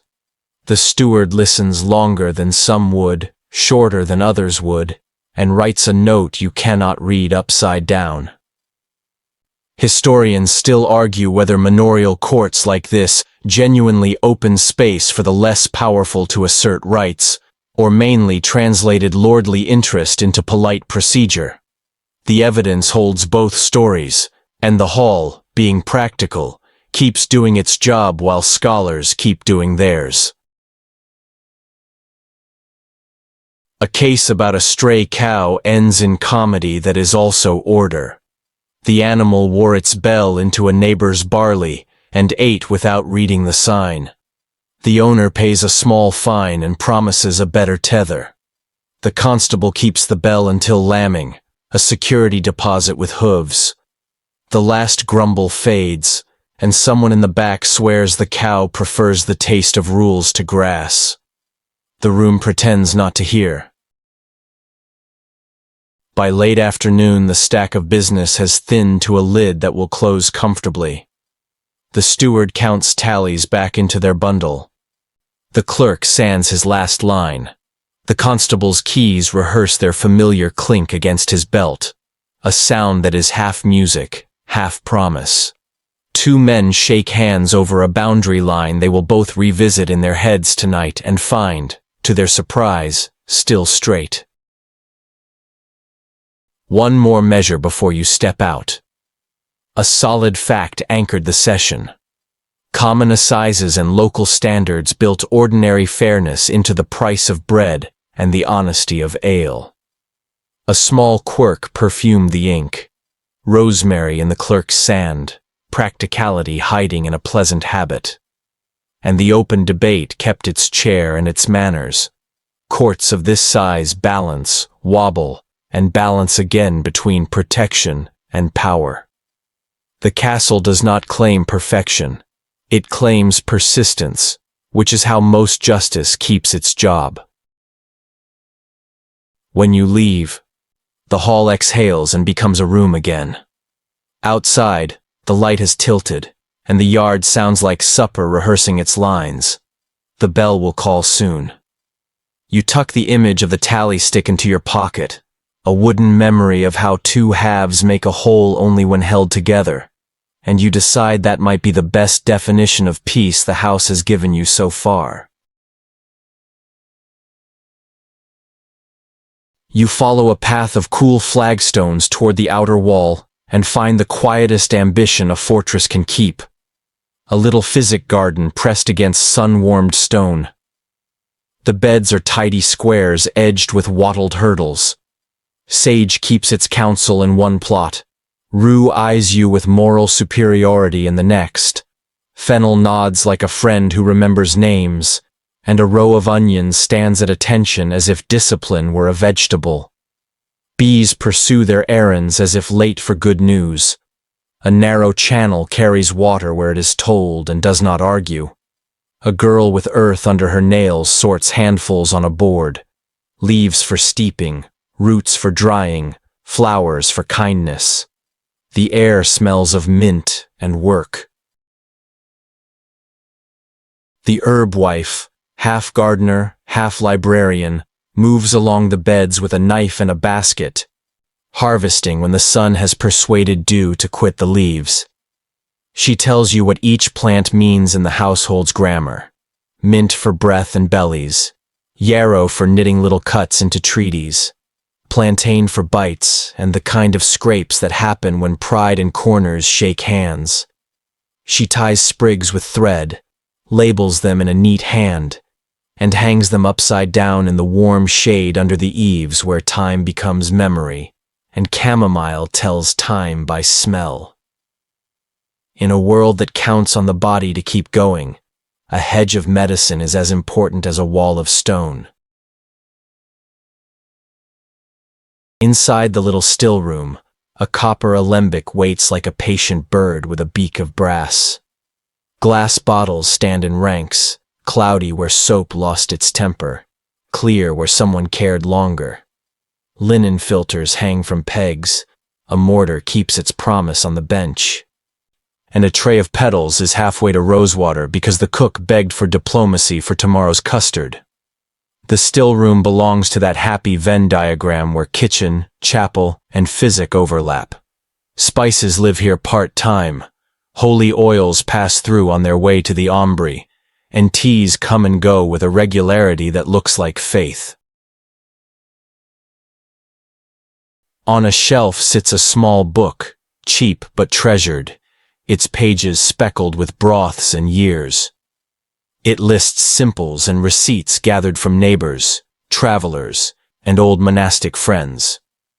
A charm for sleep sits beside a sensible tisane for cough, as if the household sees no reason to pick one kind of comfort when two will behave. Your clear fact rests here. The dominant medical language is humoral, hot, cold, wet, dry, and treatments often aim to balance those qualities with diet. Bloodletting when confidence is high, and simples chosen to lean the other way. You hear it in the herb wife's advice: roasted apples to soothe and cool, wine with a little rosemary to warm and stir, barley water for the day after men pretended ale was a philosopher. A boy shoulders in with a cut that would rather become a story than a scar. He is dramatic in the way healthy boys are when they find their own blood. The herb wife smiles, washes the scrape with warm water that smells faintly of wine and thyme, lays yarrow where it needs to be brave, and wraps the whole with a strip torn from a tired linen towel that has been waiting for this exact promotion. For small wounds, she sometimes uses spider silk gathered at windows, its fine web pressed like gossamer courage to hold clots in place.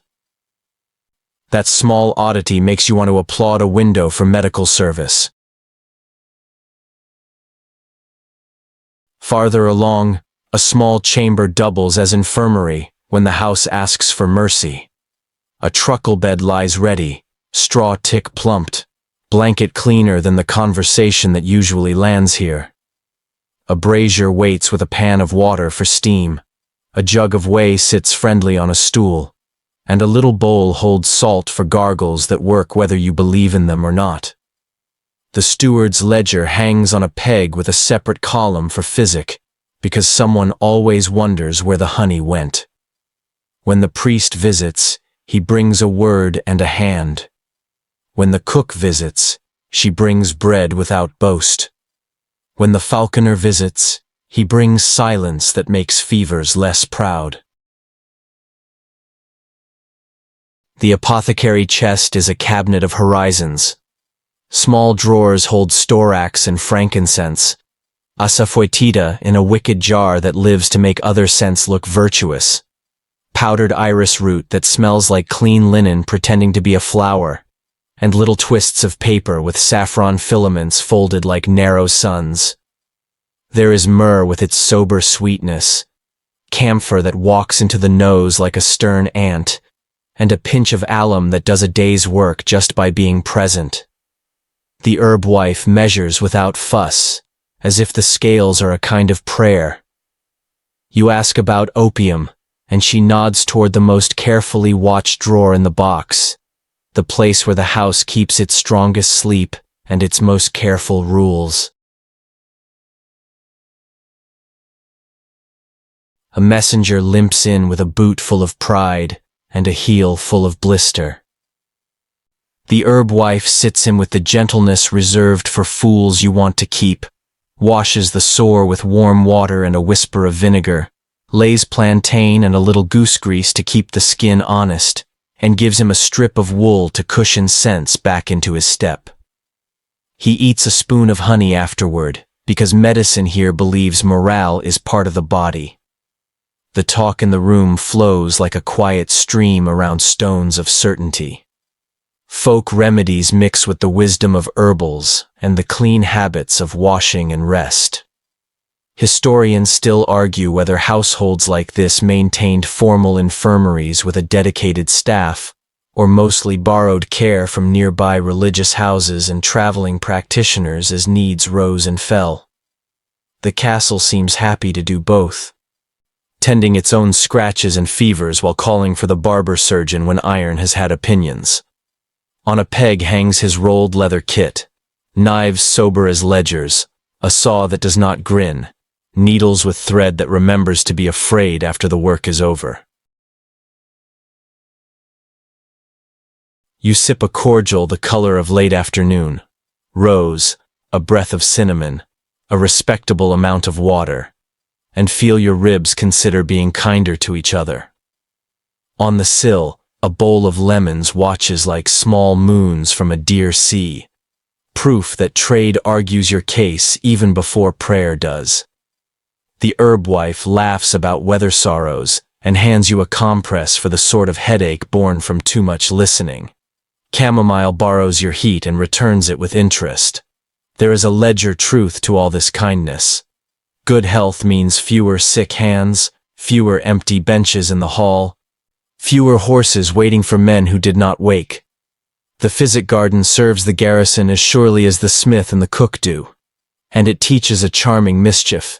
If a soldier will not drink his tisane, sweeten it just enough to hurt his pride and help his patience. The rule works on children and captains with equal efficiency. Before you go, you memorize the room's trinity the same way you did in the chapel and kitchen. A firm fact. Humors and balance steer most treatments, and gardens like these make those choices possible in daily life. A quirky delight. Spider silk as a delicate bandage gathered from windows that suddenly feel like cupboards. An open question. Whether castles relied mainly on their own infirmary corners, or on monastic neighbors when ailments grew louder than herbs. You step back into the corridor with the quiet conviction that this strong house is kind not by accident but by habit, and that habit smells of mint, honey, and a clean bowl warming a pair of tired hands. The smell finds you first, warm hay with a thread of sweet apple, and then the stable answers with the soft arithmetic of hooves shifting in straw. The passage widens into bays made of timber polished by flanks, each stall tied to a rhythm of breathing and the occasional conversational snort.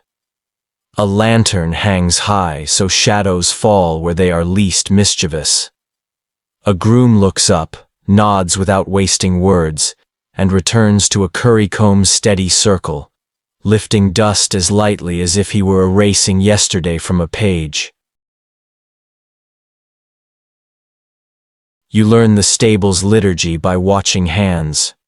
First the hoof picked clean, frog trimmed kindly, a check for stones that like to pretend they are souvenirs. Then the brush, working with the lay of hair until the coat remembers sleek. A wisp of hay flicks loose bits from difficult corners. Harness is rubbed with tallow until leather decides to be patient, and a saddle blanket shakes out with a sound like polite thunder. Farther along, a farrier's rasp whispers over a hoof wall, measuring confidence in thin curls. The forge you met earlier sends its breath here as iron shoes cool, hissing their brief weather into the morning. Horses wear their jobs openly. A compact Rouncy watches everything with the pragmatism of a clerk. A light palfrey blinks the sort of eyelashes that make roads shorter and errands seem better planned. Two sumpters doze with the innocence of specialists, backs made for burdens that behave. In the corner, a thick-necked courser shifts his weight as if war were a sport that required warm-up. Songs make a fuss over destriers, those celebrated battle horses. Your solid fact arrives with a smile. The mounted elite ride various types, and the reliable courser or good Rouncy sees more honest miles than any tournament hero will ever claim at supper. The tack room smells of oiled leather and quiet planning. Bridles hang like punctuation marks waiting to be placed in a sentence that knows where it is going. Bits shine with the self-satisfaction of things that have just met sand and cloth. On the wall, a rack of shoes shows patterns like a blacksmith's alphabet. Plain shoes for steady going, studded caulks for frost and mud, a few lighter plates kept for a day when speed outruns weather. A list chalked on the door tallies feed.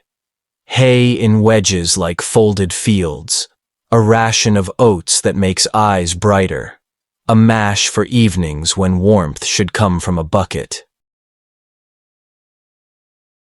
You stroke a nose and feel velvet decide whether you're worth the experiment. The horse sniffs your sleeve and agrees that you might be edible in an emergency, which is as close to praise as stables give strangers. A boy plats a straw charm and tucks it under a halter because luck, like discipline, prefers to be handmade. He points proudly to a bent horseshoe nailed above the door, open side up to keep good fortune from sloshing out during a wet season. That is your quirky tidbit for the room. Metal that has already met the road gets promoted to guardian of thresholds, and no one thinks this is silly enough to risk disproving.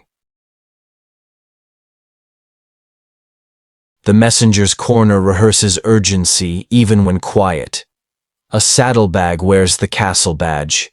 Inside, waxed packets and a little horn sleep like arguments waiting to stand up. A ledger lists relay points: manor, mill, priory gate, where a fresh horse and a quick bowl of pottage can turn one rider into 2 days saved. The stablemaster taps the list with a stub of chalk. Roads are agreements as much as they are dirt.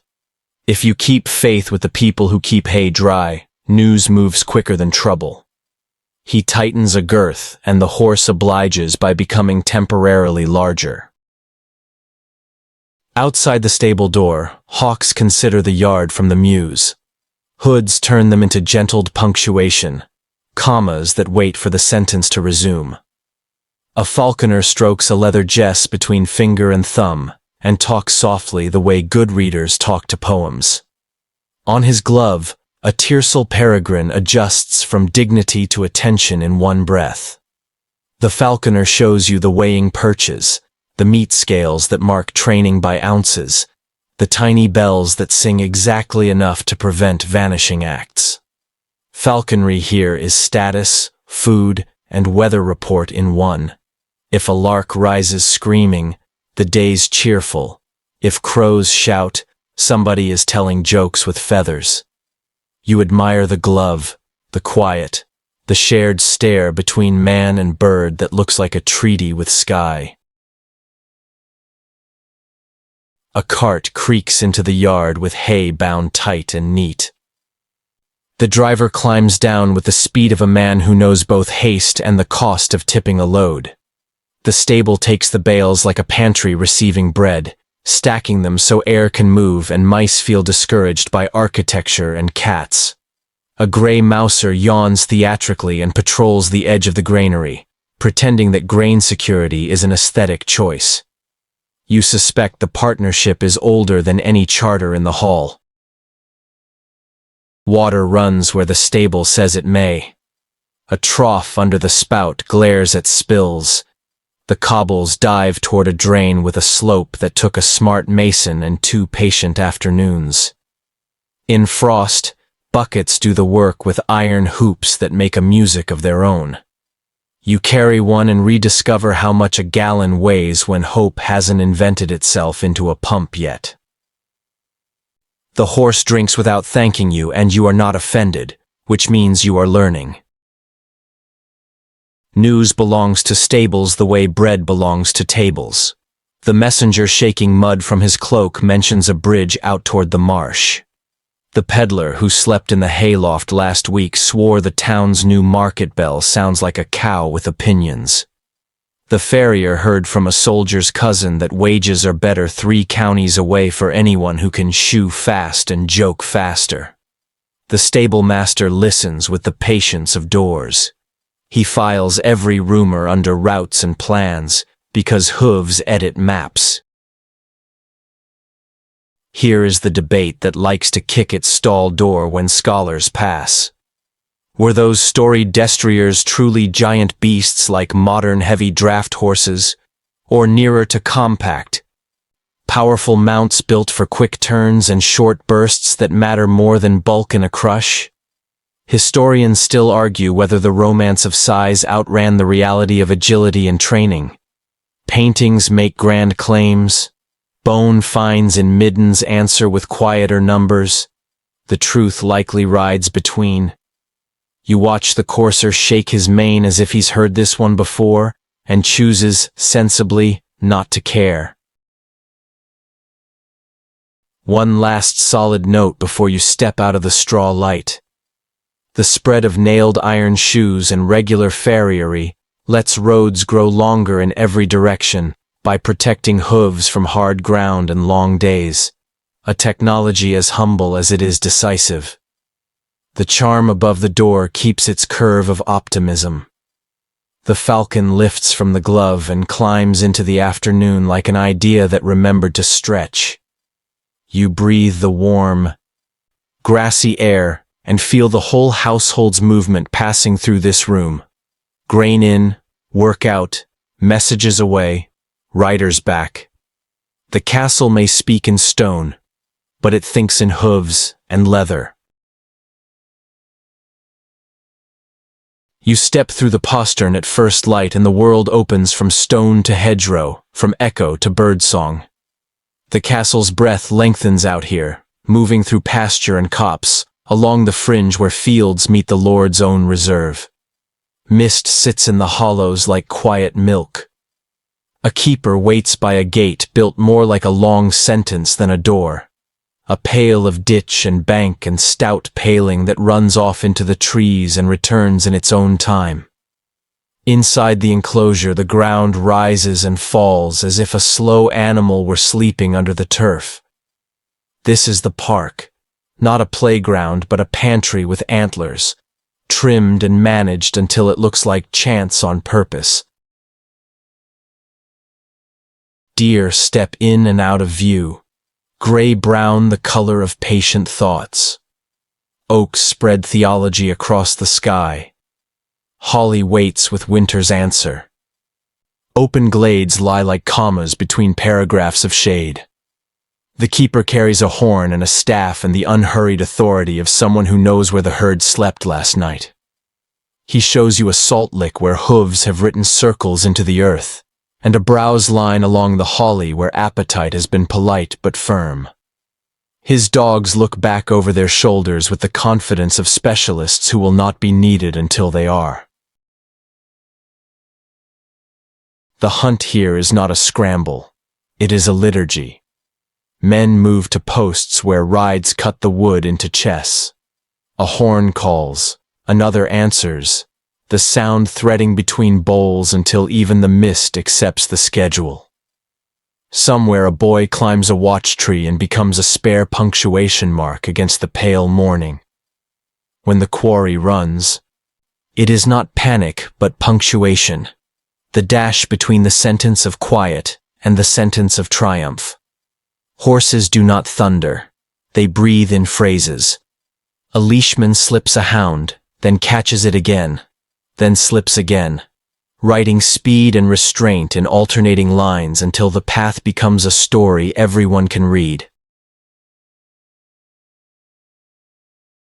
You are offered a safer job, following with the pannier mule to take what the park gives. In the shade, a small lodge waits with hooks and cold water. The keeper's hands know which work belongs to knives and which belongs to silence.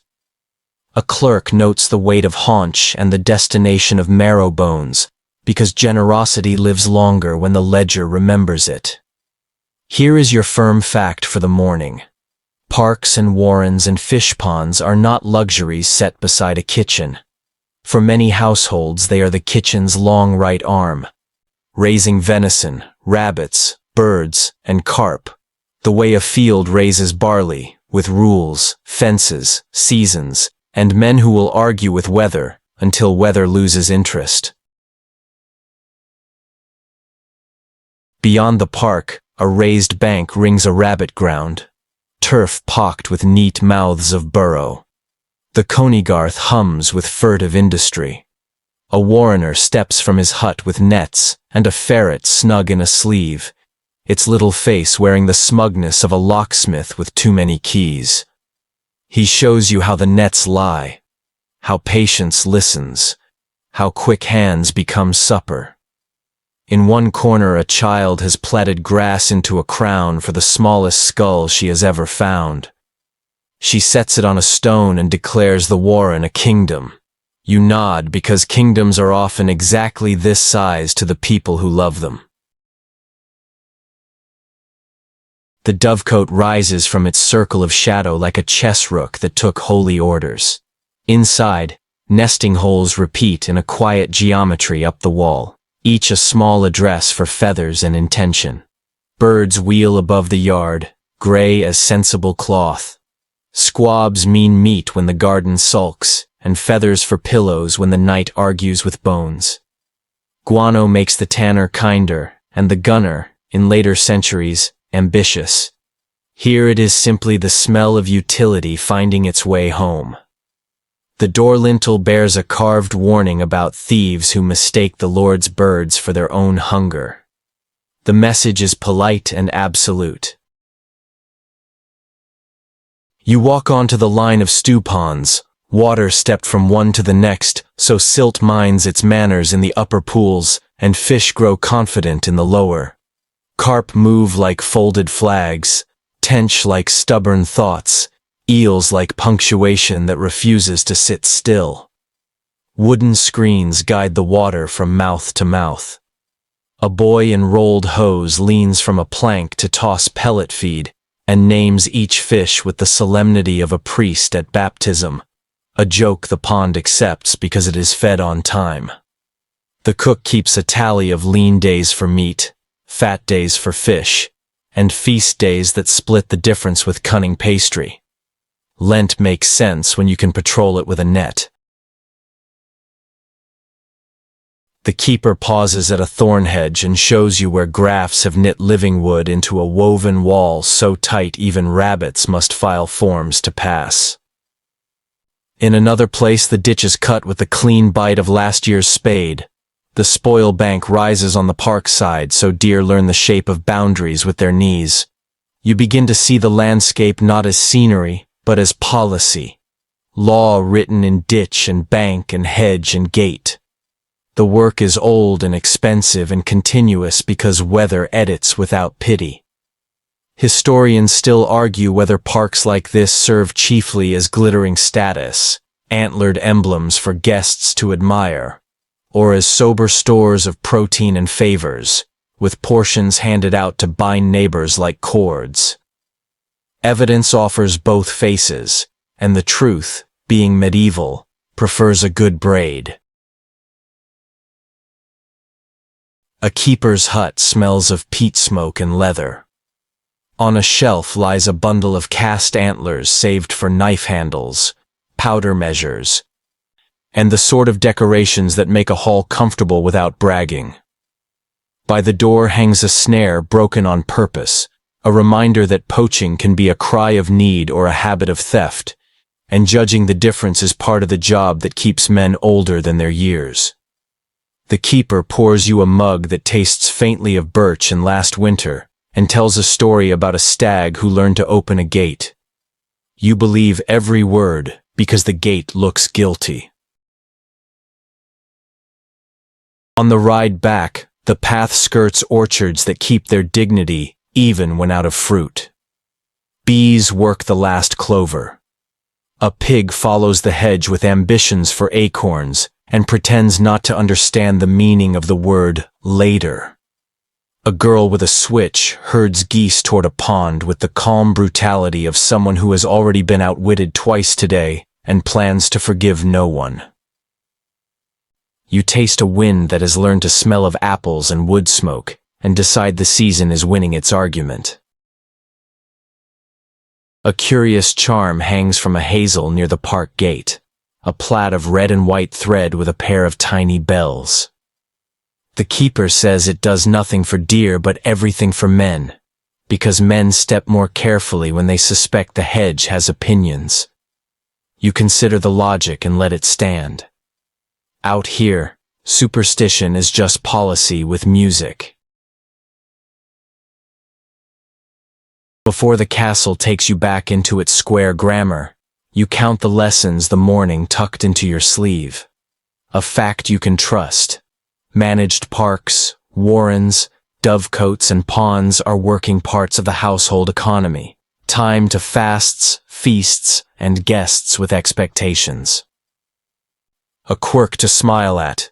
Ferrets living like furry locksmiths in the warrener's sleeve and charms tied to hedges to persuade men to behave. And a question that refuses to sit. What mattered most to the people who paid for all this? The show or the store? Historians still argue whether display led and dinner followed, or whether dinner quietly drove the show. The deer do not answer. They step into the trees and turn into shade.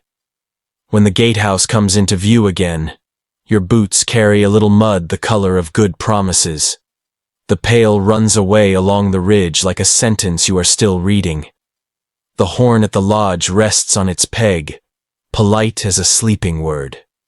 You walk back under the walls with the feeling that the castle extends farther than its stone, that its true perimeter is written in water and thorn and hoofprints, and that the household hums because the countryside keeps its end of a bargain no one bothers to write down. Trouble arrives the way weather does, rumor first, then sky. A rider comes lathered and thin with news, and the yard changes key without changing steps. Grain moves from sacks to measured bins.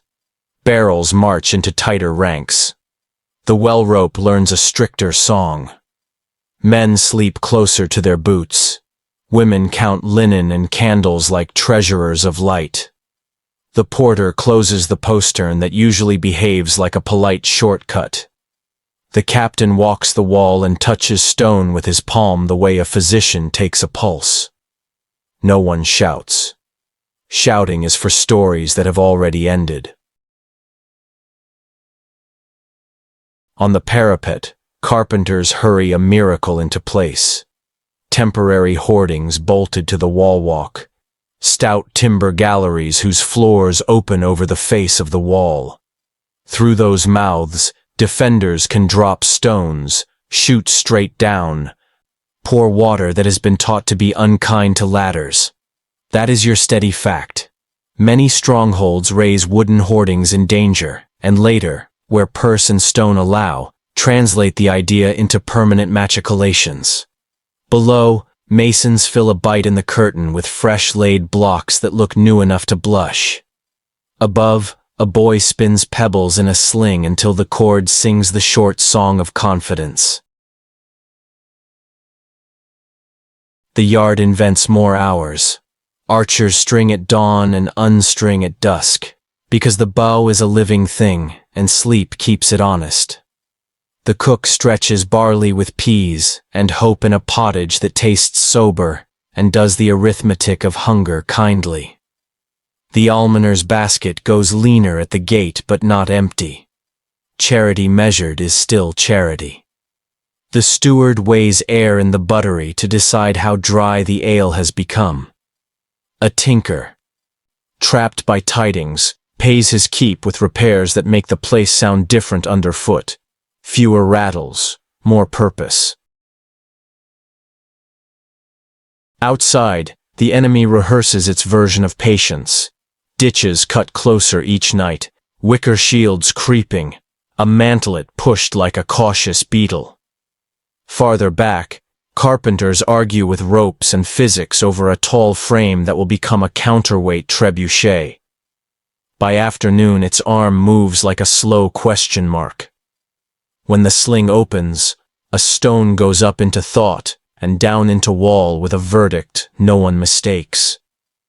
You feel the blow under your ribs after the sound reaches your ears.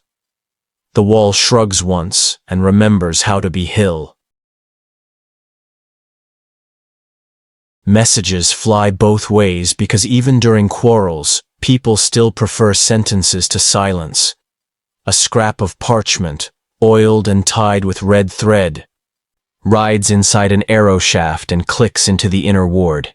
It says grain promised by a neighbor is already on the road in sacks that look like autumn sleeping. Tonight, the same method answers with a list of what the herb wife needs, plus a silly drawing of the captain as a turnip, because morale is part of logistics. That is your gentle quirk. News in the feathery post, jokes wrapped in wax to keep rain from editing them.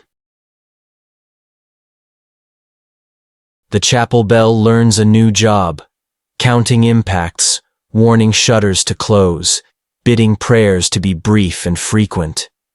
Children stare at the hoist in the stair and learn more physics in an hour than sums teach in a week. An old dog sleeps with his chin on a crossbow stock and dreams about rabbits with poor planning. The falconer takes down the bells from the mews because vanity is for peacetime. Now birds eat and wait. If a carcass lands foul in the ditch, men with hooks and long courage drag it away at night, because stink is a kind of siege too. Historians still argue whether attackers regularly flung diseased beasts to spread plague, or mostly used what the ditch provided to frighten and foul. Records stagger between bravado and bookkeeping, and certainty drips away like rain through wicker. On the third morning, a storm arrives that belongs to no army. Rain walks across the fields like a line of monks, and every fire obeys. Ladders slide, ropes swell, bows sulk until warmed over the brazier like cold hands. The captain orders baskets of dry sand to the parapet because water is not the only liquid that burns, and damp timber still hates heat when it keeps to its place.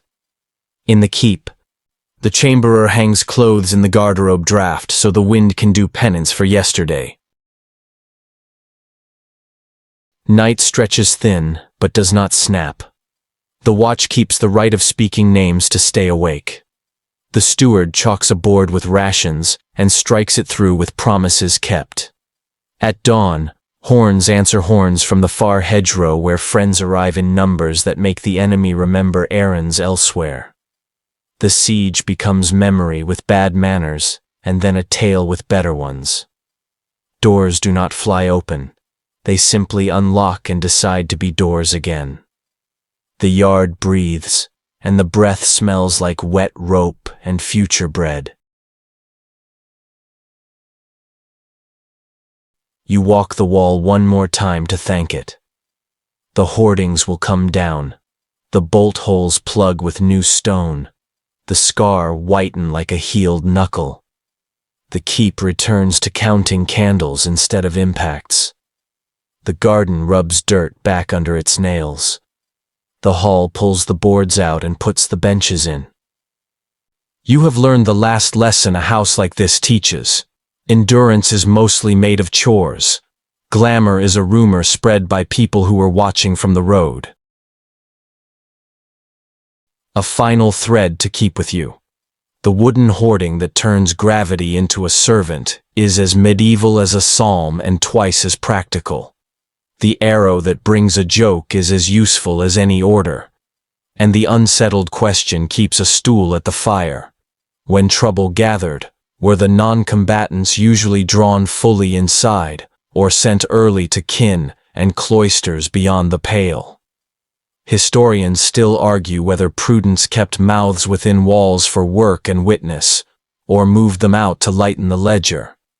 Evidence takes both roads. The castle, having survived, makes tea. The house dims itself by degrees, like dusk kneeling. Torches that bragged an hour ago soften. Their smoke makes gentle smudges where rafters remember every feast and storm. You sit where the stone remembers to be warm longest, and let the last kind noises taper. Keys put down, a jug set careful on wood. The hush of wool against wool as someone crosses a threshold with no reason to hurry. The great door leans into its frame and becomes a wall that forgives footsteps. The bell, certain that its work was good today, decides silence is the best part of its voice. Breathe slower now. Imagine the bed's ropes firm under the mattress, the faint perfume of lavender hiding in the linen like a small, agreeable lie. The curtain settles and redraws the room into a smaller room, where lamp glow turns to amber and then to memory. The keep is only as tall as your breath. The ward is only as wide as your shoulders. The whole fortress folds until it fits behind your eyes, and there it learns to wait. Somewhere beyond this little harbor, the countryside steadies itself, deer becoming shadows under oak, water walking down steps from pond to pond, a track drying to its ordinary patience.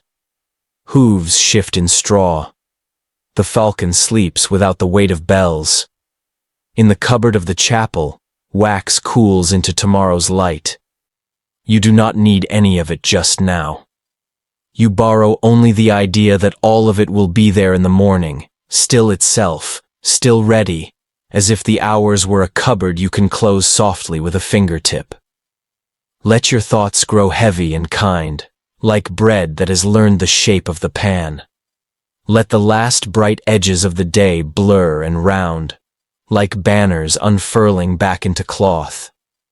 If a worry insists on speaking, give it a seat near the hearth of your breath and promise to listen after sleep. It will accept the appointment and grow drowsy waiting. The castle, enormous and careful, keeps the outer watch.